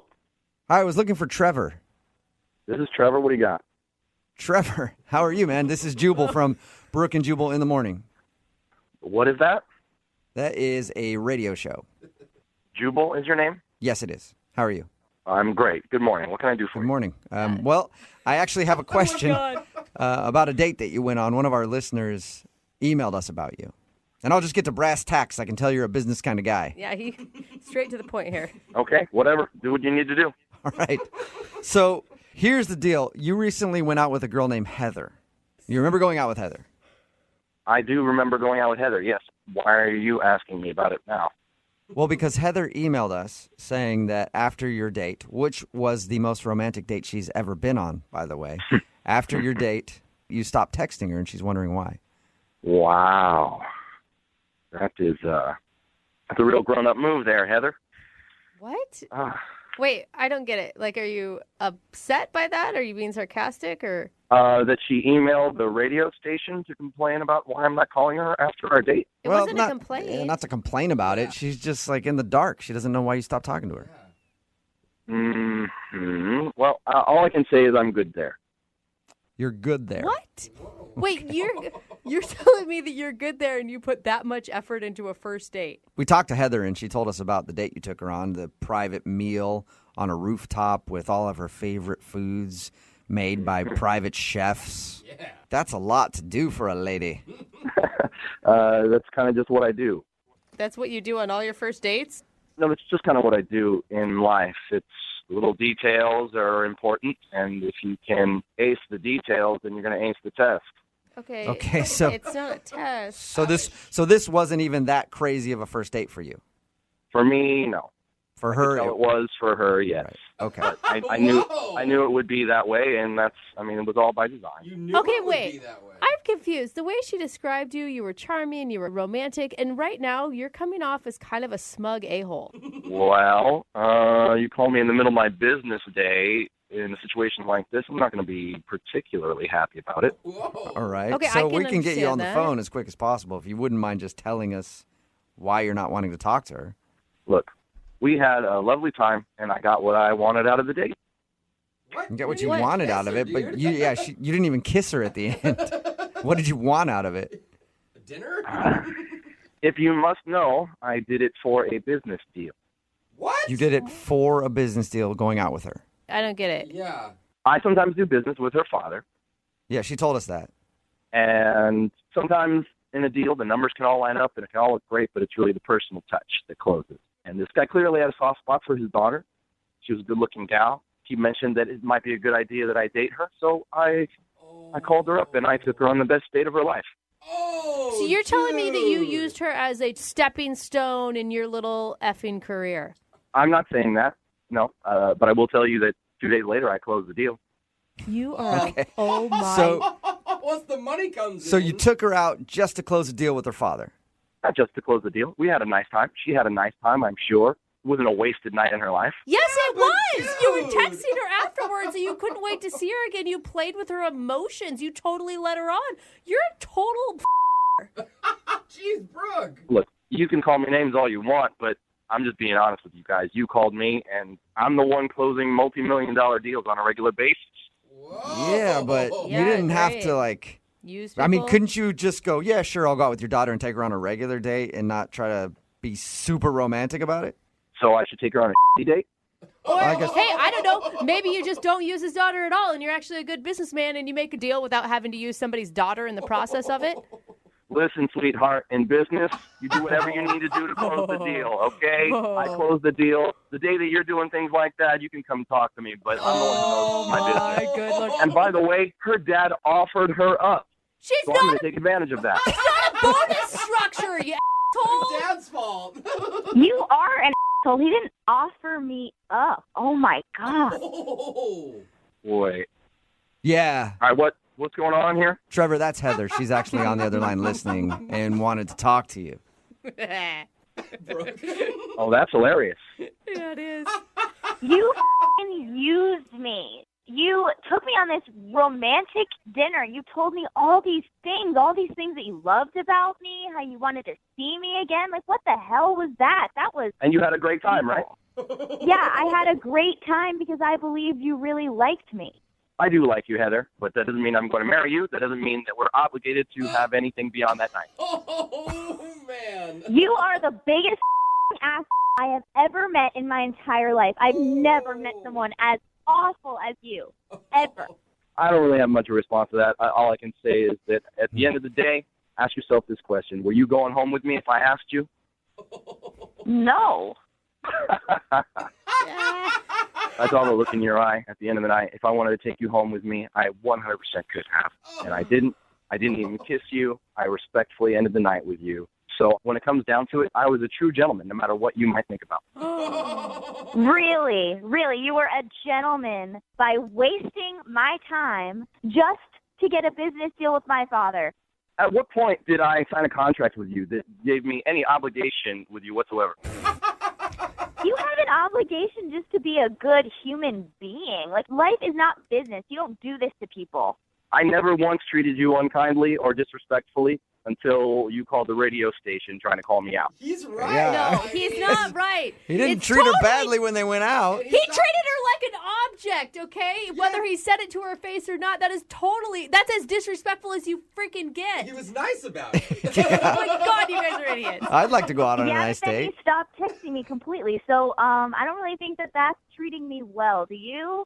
Just leaving somebody hanging like that after taking them on an amazing date? You couldn't even just be honest and be like, actually, I went out with you to close the deal. Like, I might have even respected that a little more, but I had to call a radio station and get them to talk to you? Give me a break. I'm going to tell my dad to pull the deal with you. Like, Well, it's a little late to pull the deal. Deal's closed, so it's not going to happen. Dude, Trevor, how do you have like zero remorse whatsoever?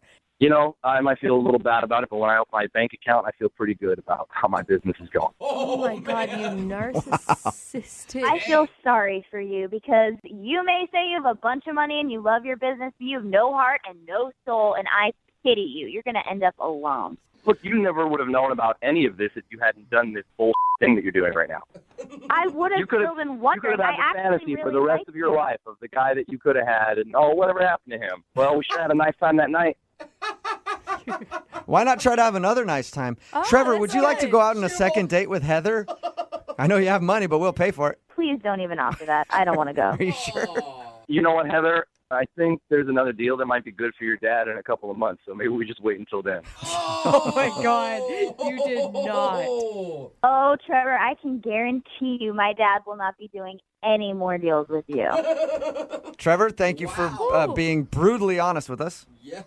Anytime. Oh my God, I'm angry. Heather, I'm sorry you had to find out that you were just a pawn in his game of trying to get some business done with your dad. Yeah. I guess it goes to show you don't listen to your dad anymore. That's a good point. Brooke and Jubal in the morning. Text message in at 78592 that says, I honestly like this guy's style. I'm a businessman, and I would do the same thing to get my sale. That is he is so money-driven, gross, man. and she was leverage, and he used it. It's Brooke and Jubal in the morning talking about the second date update. If you missed it, this girl, Heather, wanted to call a dude named Trevor. Trevor took her out on the most amazing date she's ever been on. She went out with Trevor because her dad was like, hey, I know this guy. I do business with him. He's really great. You should go out with him. Her dad does that all the time, I guess. She usually says no, but she said yes this time and had a wonderful date. We got Trevor on the phone to find out why he wasn't calling back, and it turns out he just went out with her so he could close the deal with her dad. He said he wanted to show her the best time of her life, and he did, so that she would go back to her dad and like rave about it, and he could get the deal done. This and is it so worked. gross. I mean, I don't know how people are supporting him. He's using like another human being as a pawn in a business deal that has nothing to do. Like, maybe if she was involved in the business or something, I would maybe understand it a little bit more. I actually thought this guy was going to get ripped more than he is. It's pretty split. There's a lot of people that are like he's kind of a douchebag, but there are a lot of people texting in like, man, you got to do what you got to do to get a sale done. So gross. Some people are like, well, at least he didn't use her and like sleep with did her. use He didn't. her. He didn't kiss her. It doesn't Didn't do anything like that. He just took her out on a great date, showed her a great time, and got the business done. And I guess, according to our text message board and our listeners, that's what life is all about. Yeah, you guys are messed up. We need to talk priorities in a little while, okay? Want to do a second date update? All you have to do is email the show, and we will call the person who didn't call you back. What I like to do is I don't want to know. I like to find somebody who's into me, Mhm. right? Thinks I'm good looking. There's a few of them out there. Eh? And is attracted to me, and then I just like to use them. That's for not like fun. That's rides mean. places, buy me things once in a while, free meals if I'm ever strapped for cash. It's really a fun thing. What is wrong with you, dude? That's actually what I think happened to James, who emailed us for a second date update. He's on the phone with us right now. James, how are you? I'm good. How are you? Good. I think you got used, man. I read your email. We'll talk about it in just a second, but I think that you just got used. Wow. Thanks for rubbing it in. Jubal's good at that. You're welcome. Salt wound, it's all good. Let's talk about your date first. So the girl you want us to call, her name is Kelsey, right? That's right. And your email said that you met her at a party. You tell us a little bit about meeting her. It was a rooftop party, probably about 100 people there. A lot of really good-looking women, but for some reason she really stood out. And I walked up to her, and I used a cheesy pickup line on her and said that I would like to rearrange the alphabet where I put you and I together. Oh, really? And that actually worked? Was it to be funny? Yeah, totally. Okay, good. Yeah, whatever. Good. I was really worried you'd be like, no, I thought that's, women like that. So, yeah. How did she react when you hit her with your cheesy pickup line? She laughed, and she said that I was stupid. That's awesome. All right. And she's right. Oh. So you guys hung out at the party the whole evening? Yeah, we hung out the entire night, but I mean, I wanted to play it a little cool, so I kept, walking away from her and coming back, just trying to play hard to get. Mm-hmm. And every once in a while, I'd look over my shoulder, and she would look at me, and then you'd turn around and be like, I don't care about you.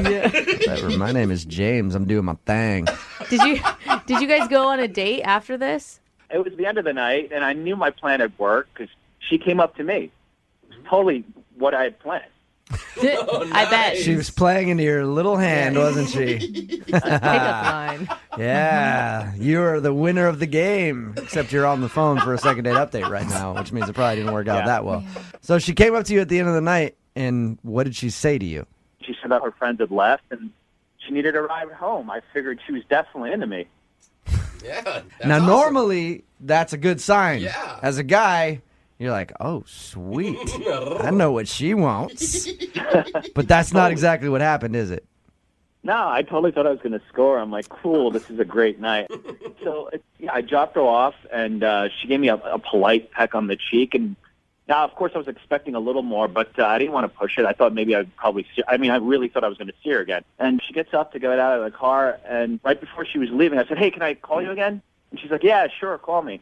So So she didn't go, thank you for the ride, hero man, and give you a big kiss and go, here's my number, call me. You actually kind of had to beg her for her phone number. Yeah, I guess. Yeah. What has the response been since that night? You've texted her a few times? Yeah, I called her twice, and I texted her about 3 times. Ooh. James, do you think that you were reading like every cue wrong? Because it sounds to me like she just thought you were a nice guy. Like it doesn't sound like she was super interested. I don't know. I mean, she kept looking at me the entire night, so I don't. I mean, yeah, she needed a ride home. Yeah, exactly. It sounds to me like she knew that you were into her, and she was like, well, all my other friends left. Oh, I'll have that dude give me a ride home. No, God, I hope not. That would really suck. And what has her response been since has she texted you back? Has she called you anything? I just got one text from her, and she said that she was really busy. Oh, that's always bad. Another good sign. So. Oh, James. Yeah. James. Sweet James. Everything looks pretty good for you right now, James. Man. I want you to brace yourself for when we call her. You guys think it's really that bad? It just sounds like there's a lot of signals there that would mean that she's really not that into you. Yeah. It's not bad if you just wanted a friend. Do you still want to give her a call? Yeah, I'd really love to hear from her, and I felt we had a connection. Okay. Well, we'll play a song, come back, call her, and get your second date update, okay? Great. All right, man, hang on. Moving 92.5. Brooke and Jubal in the mornings. Second date update. If you're just joining us for the second date update, James is on the phone. He wants us to call Kelsey. He met Kelsey at a party, played it coy the entire night, was like, hey, what's up? We'll talk for a minute, and then go to another part of the room, hit on other girls, trying to let her know, hey, you're not the only girl in town. He thinks it worked because she asked him for a ride home at the end of the night. I think he got used for a ride home at the end of the night because she didn't have any other options, and she knew that he liked her. James, are you about ready to give Kelsey a call? Oh, yeah. And are you wanting to ask Kelsey out on a date, or do you just want to know why she's not calling you back? Yeah, I definitely want to know why she's not calling me back. But, I mean, I would love to go out with her, too. She was really cool. I had a good time with her. All right, well, we're going to call her right now, see if we can get her on the phone and get your second date update, okay? Okay, great. All right, here we go.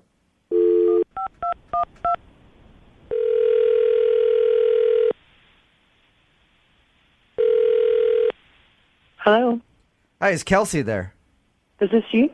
Hey, Kelsey, how are you? This is Jubal from Brooke and Jubal in the Morning. I'm moving 92.5. From where? From the radio? Yes. Brooke and Jubal in the Morning. I'm moving 92.5. Okay. Ring a bell? Yeah, I've heard of you guys. Yeah. Nice. How are you today? I'm okay. I am really wondering why you're calling me. We recently had a listener email us about you. Okay. It's someone that you met at a party. They liked you a lot, and they would love to take you out on a date. Okay. Who is it? That person's name is James. Yeah, I met him at a party. He was really nice. I love that response. You basically just verbally patted him on the head right now and told him to run did. along. Is there something that you didn't like about James? Not even to give him a chance to go out on a date with him?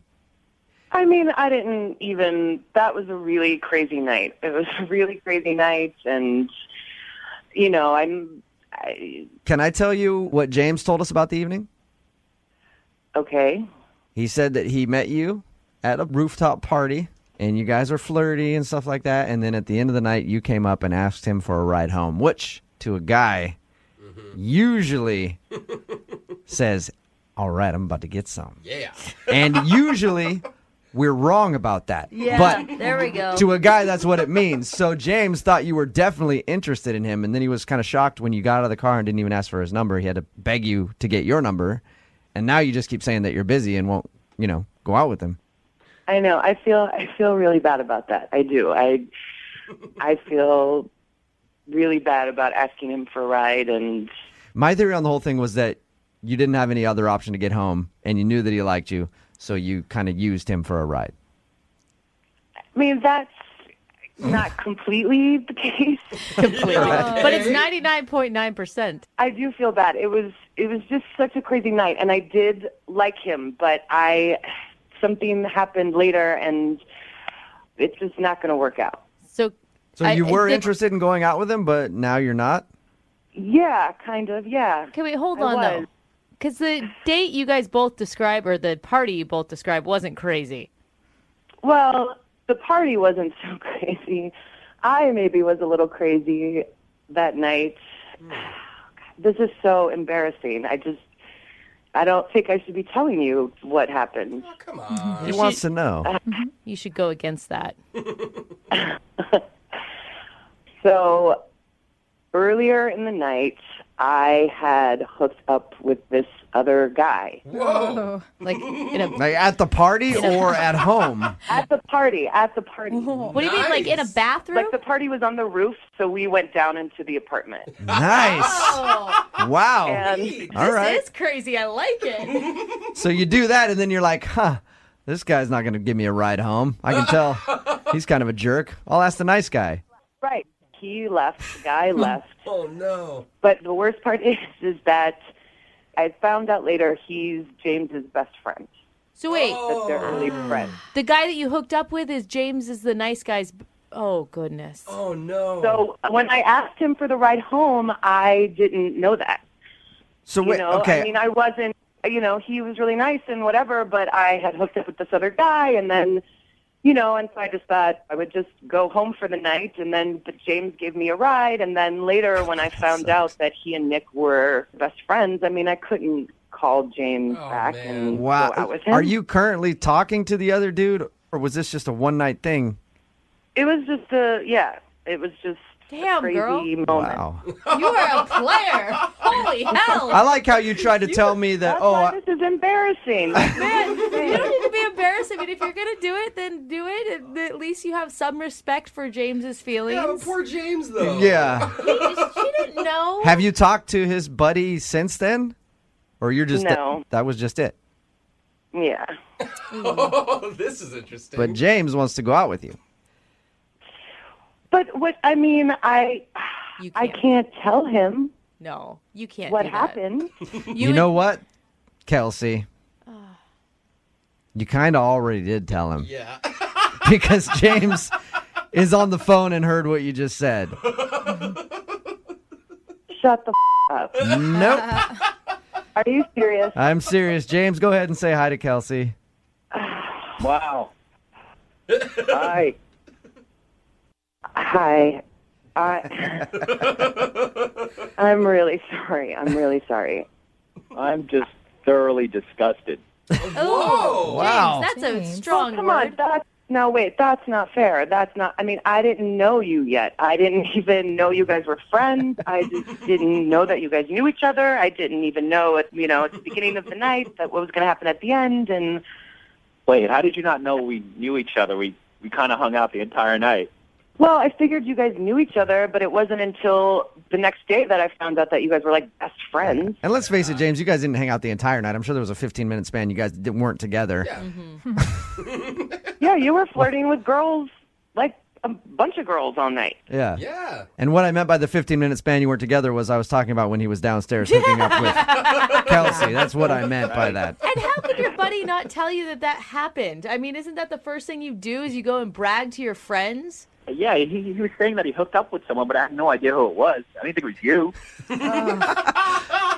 So he actually told you and he was bragging about it? Because I would be if I did that at a party. Yeah, totally. We were doing high fives and everything. I'm like, yeah, good for you, man. Got some.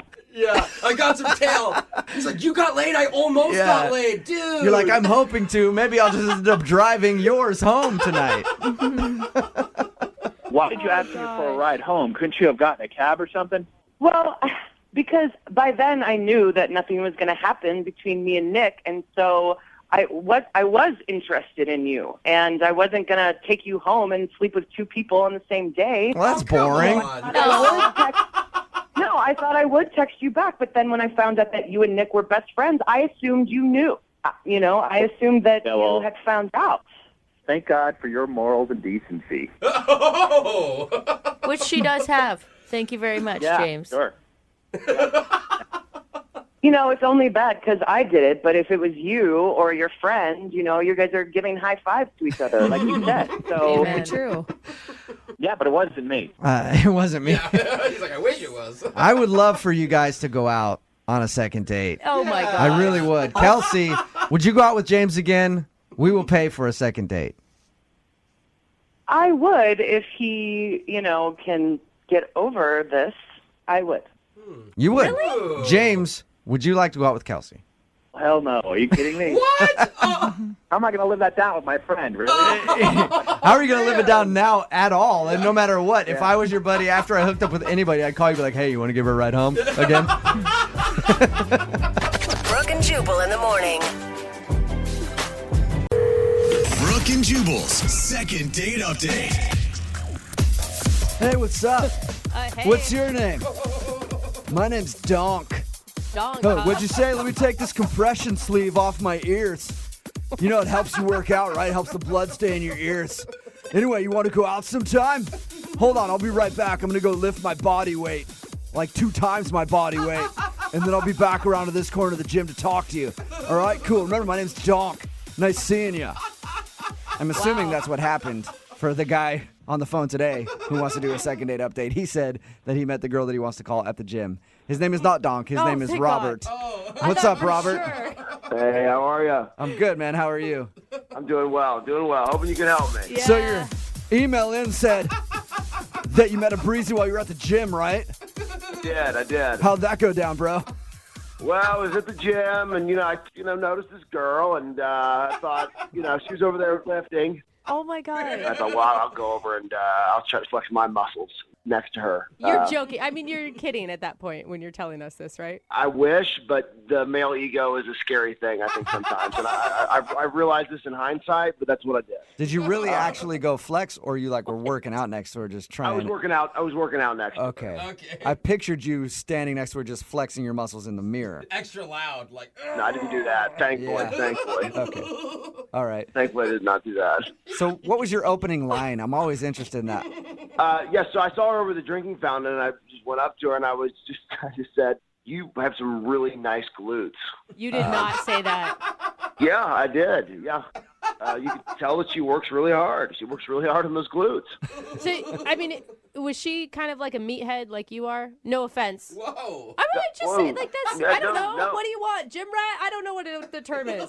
No, meathead's a compliment, no doubt about it. That's what I am. That's what I do.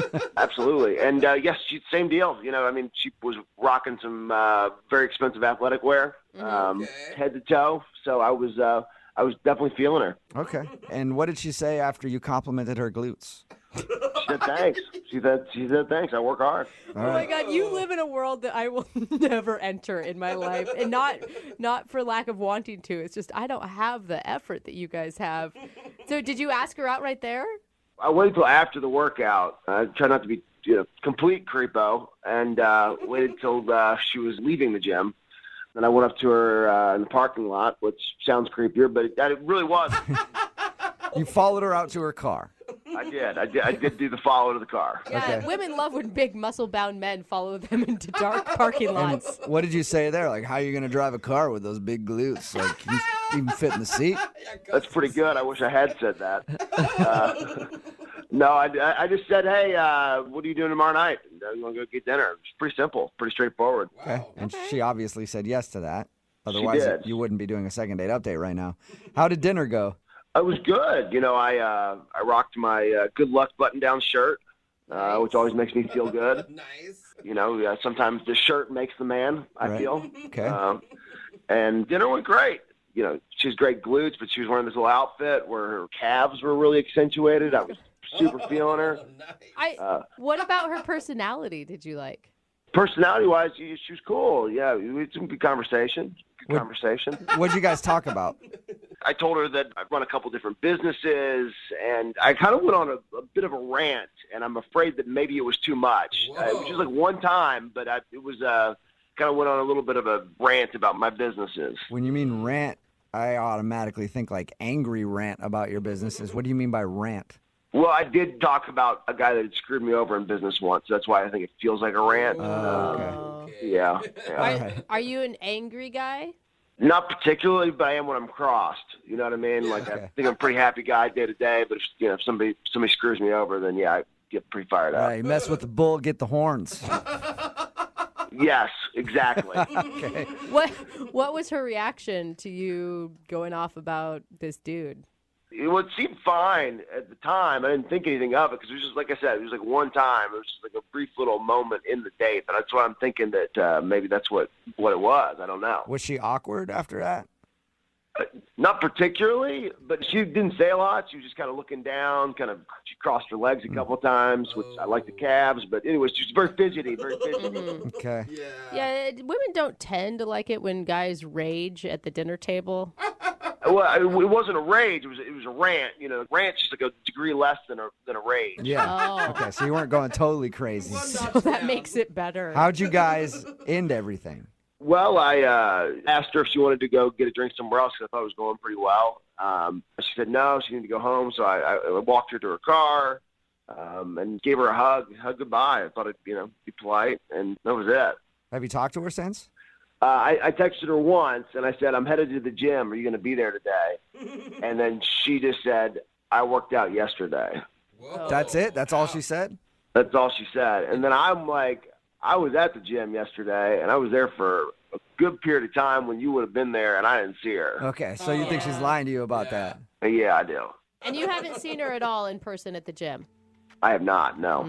All right, well, we'll play a song, come back, call her, and get your second date update, all right? Awesome, thank you. Yeah, man, hold on. Moving 92.5. Brooke and Jubal in the mornings. Second date update. If you're just joining us for today's second date update, Robert is on the phone, and today he wants to call a girl named Chandra. What do we know about Chandra? She's got an okay personality and some great glutes. Oh, man, those glutes. And some calves, some wonderful calves as well. That's what Robert liked about her. They met at the gym. He complimented her glutes. They went out for dinner, and now she's not calling him back. Robert, we're about to call her and see if we can get her on the phone and find out what went wrong. Anything else that you'd like to add before we call her other than the glutes and the calves? No, I just want to say thank you. Thank you. I'm very curious to hear what she says. This is awesome. I feel like it's going to be something pretty extreme because it sounds like she switched gyms just to avoid you. To me, I'm just saying, you haven't seen her there. Whoa. Yikes. That's bad. We're going to hope that's not the case. We're going to hope that's not the case. All right, we'll find out right now. I'm going to dial the phone number and get your second date update, okay? Thank you. All right, here we go.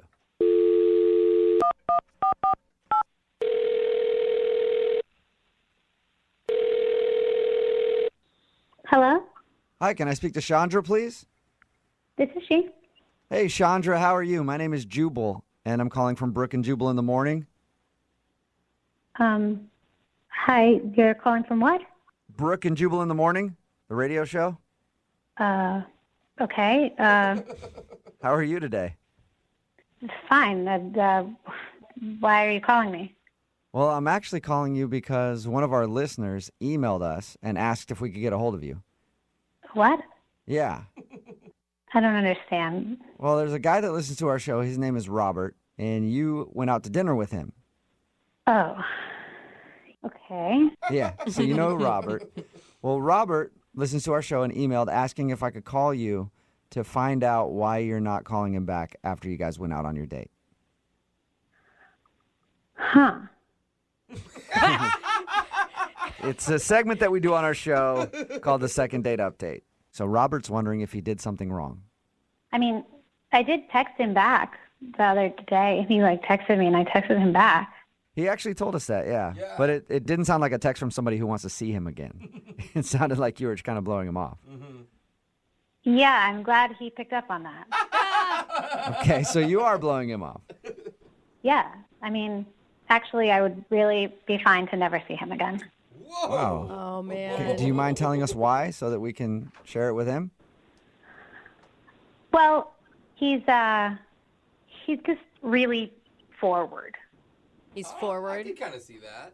Meaning? Yeah, a little too forward. I mean, at first, I thought it was attractive. I've dated a bunch of guys who are really shy, and it's I always have to make the move and start the conversation, and so it was nice. He wasn't shy or timid, and he seemed really confident. He told us how you guys first met, and when he saw you at the gym, he walked up and complimented you on your glutes. Is that kind of what you mean by too forward?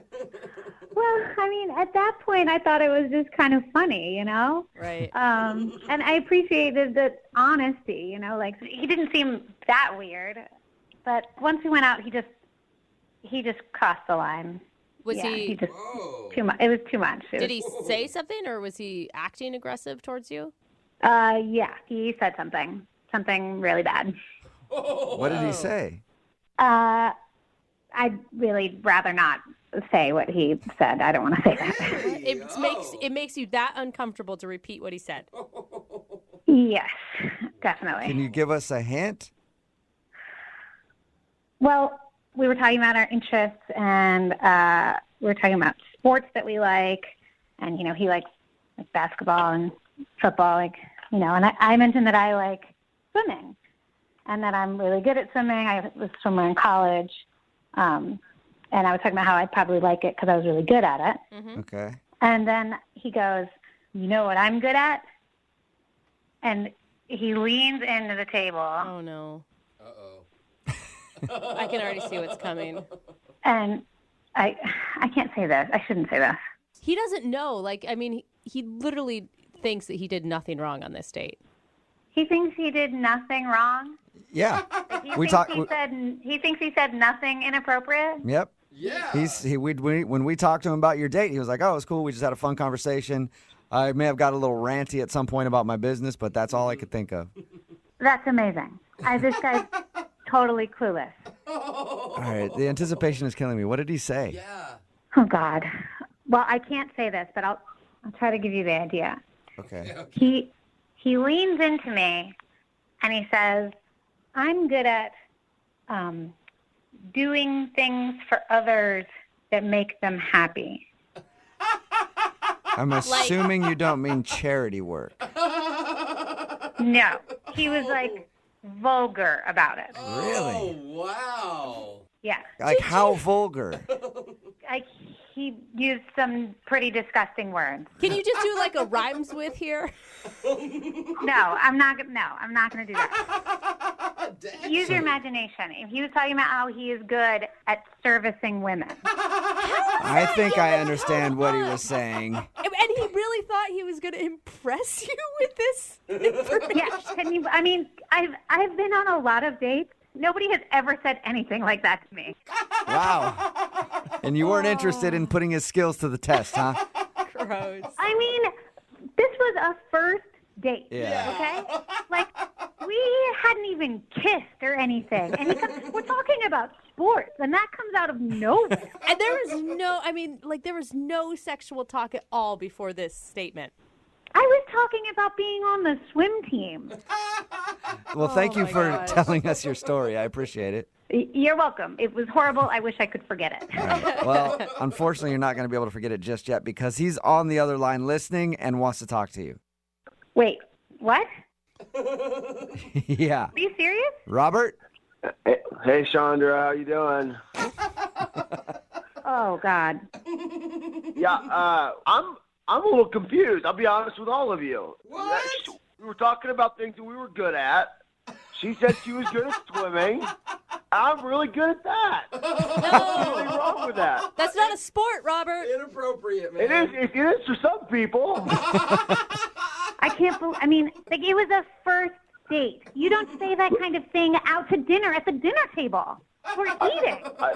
I hear what you're saying, but you can't tell me you weren't at least at all intrigued if whether or not I was good at that, right? I mean, there was a little part of you somewhere deep down in the recesses Okay, of your brain Robert, hold on. Robert, listen. Does it seem like I was a little intrigued?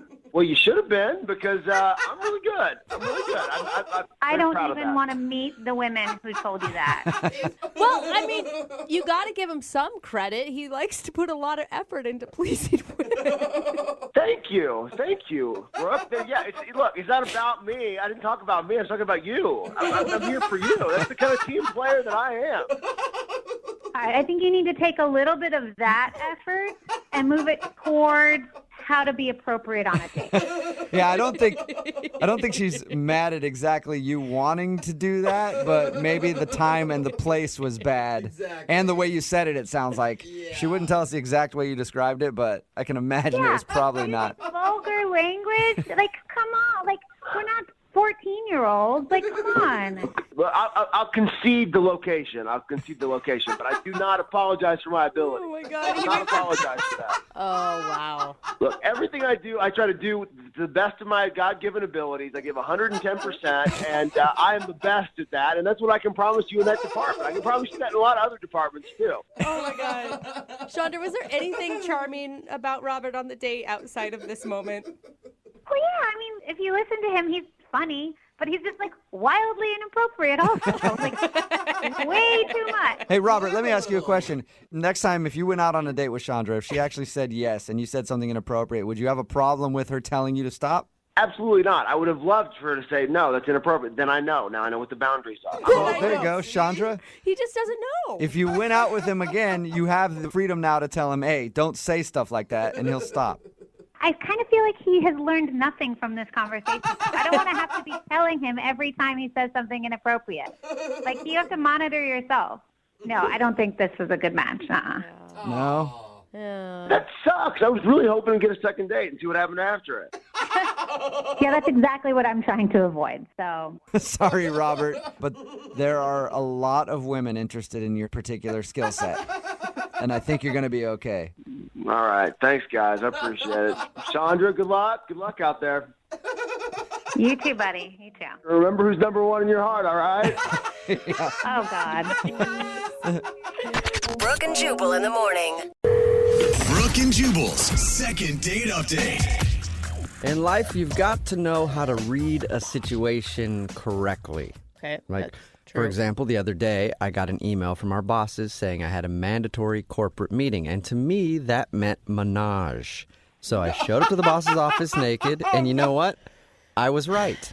Okay? No. I read that situation correctly. But Kyle, who's on the phone right now for a second date update, definitely read a situation wrong, and now he thinks he's not getting a call back because of it. What's up, Kyle? Hey, how's it going, everybody? Oh, hello, my God. Brooke. Hello, gentlemen.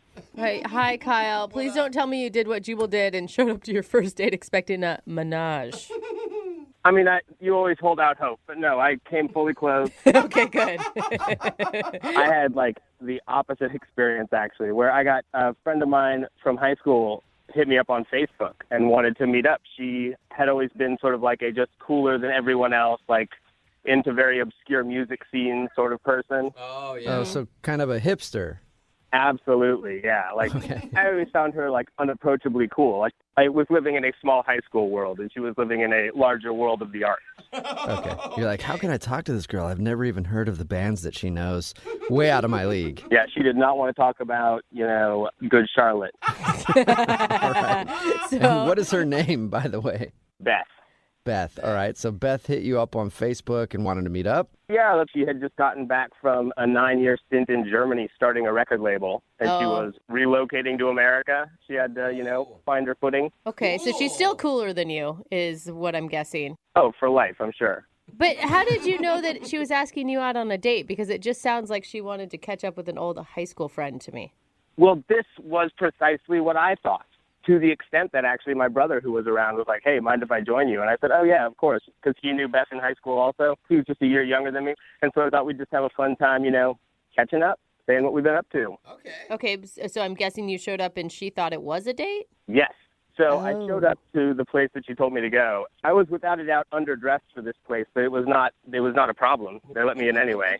And she wasn't there yet, so we just grabbed a beer. But when she came in, she was decked out. And I, in that moment, felt that I had misread a potential date situation. Okay. And I needed to bail this brother out of it. Well, maybe she just looks good, like, all the time. Maybe she just was dressed up like she normally is. I believe she probably does look that good all the time, but there was a disappointment in the way that she greeted me with, oh, you brought your brother. Oh, okay. Oh, man. Yeah, I read the situation wrong. And how awkward for your brother. Yeah.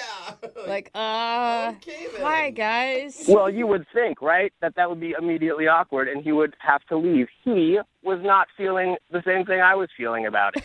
And I was dropping hints. I'm like, hey, don't you have to do a thing?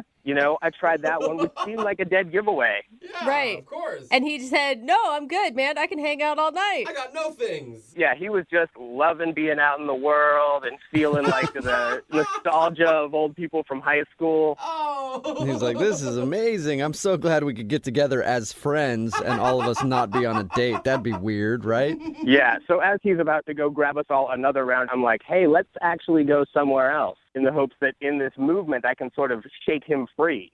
Yeah, so you're trying to ditch your brother. Yeah, there's like this weird Americana bar right in the neighborhood down the street. So I'm kind of like, hey, let's go check that out. And I say to my brother, hey, I think I left the stove on. You should probably go home. Oh, that is so obvious. And what did your brother say? He just told me, no, I double-checked the stove. We're good. All right, so It's so funny, though. did you ever shake your brother? No, he was unflappable. He even did have a thing to do later that he blew off to stay with us. Okay, Man, that but sucks. even with your brother there, I mean, you guys all have the shared experience of high school together. Were you able to have fun?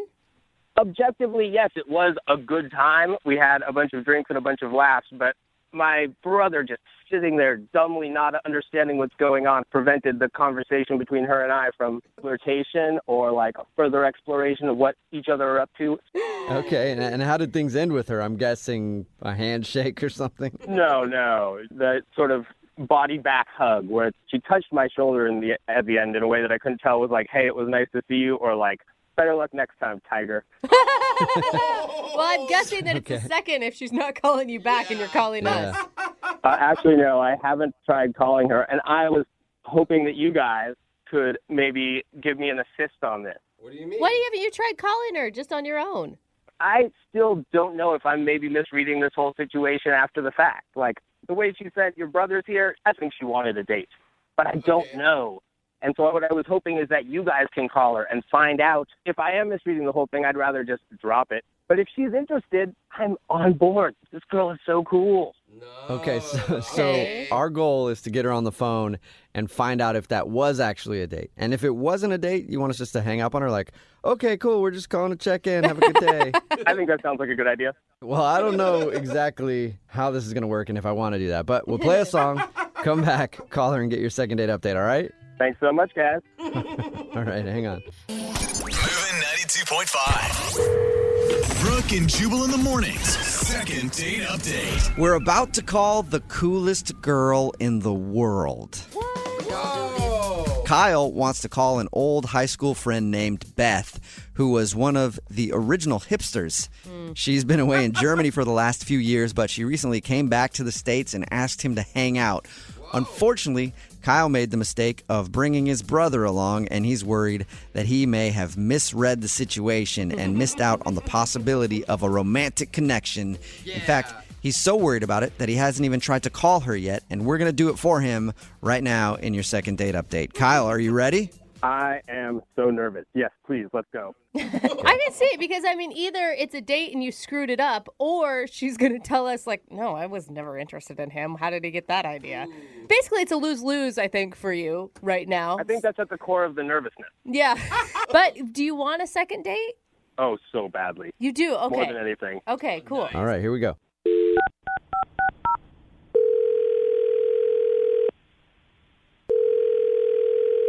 Hello, Hi, can I speak to Beth, please?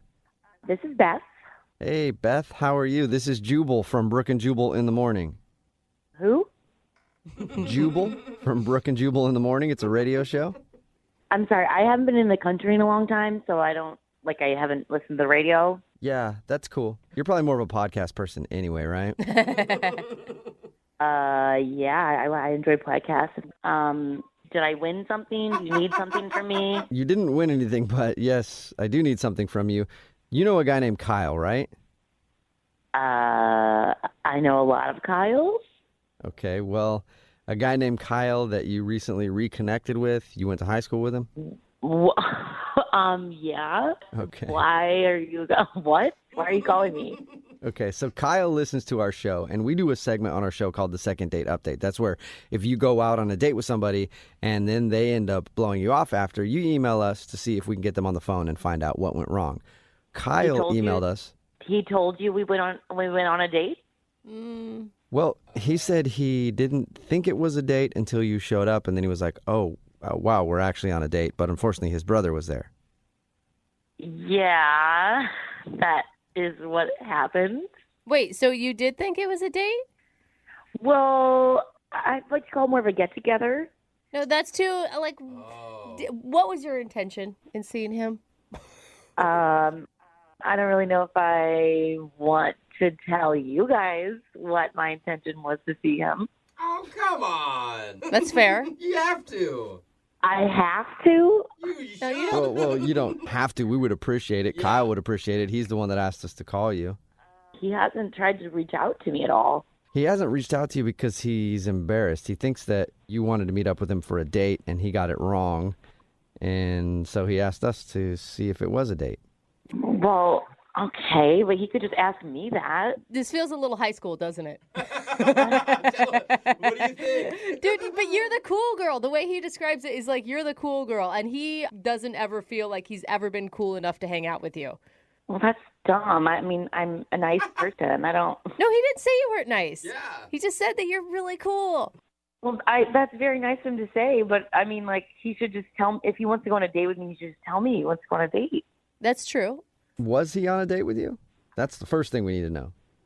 I thought he was cute in high school, and I was disappointed that his brother was there. You were disappointed. Oh, you were. I was excited to, get connected and hang out again, and and okay. What else is there to tell? I don't know what else you guys need to know. Well, what was it like? like? I guess the question is, can he score another date with you? Yeah, I think that might be inappropriate at this point. Why? I thought you just said you liked him and he was cute. Yeah.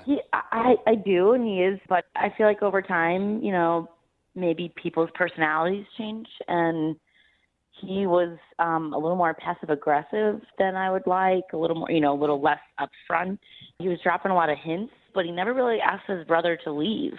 Why is that inappropriate, though? Well, his brother kind of asked me out. What? Whoa! Wait, like on a date? Yeah, like on a date. He said the word date. Wow. Okay, I don't think he knows that at all. When did his brother ask you out? Well, Kyle was in the bathroom. Oh my God. Oh, man. Wait, so you said yes? I'm guessing if it's inappropriate. I did say yes. He, his brother was being very assertive, and at that point, I didn't think Kyle was like gonna do anything about it. And oh my God. And yeah, I mean, why not? He asked me out. Yeah, why not? He painted the picture like his brother didn't understand that his brother was the third wheel. Yeah. But it turns out he was the third wheel. Sometimes that's just how life works. Yeah, I guess. And we're going out tonight. Tonight? Poor Kyle.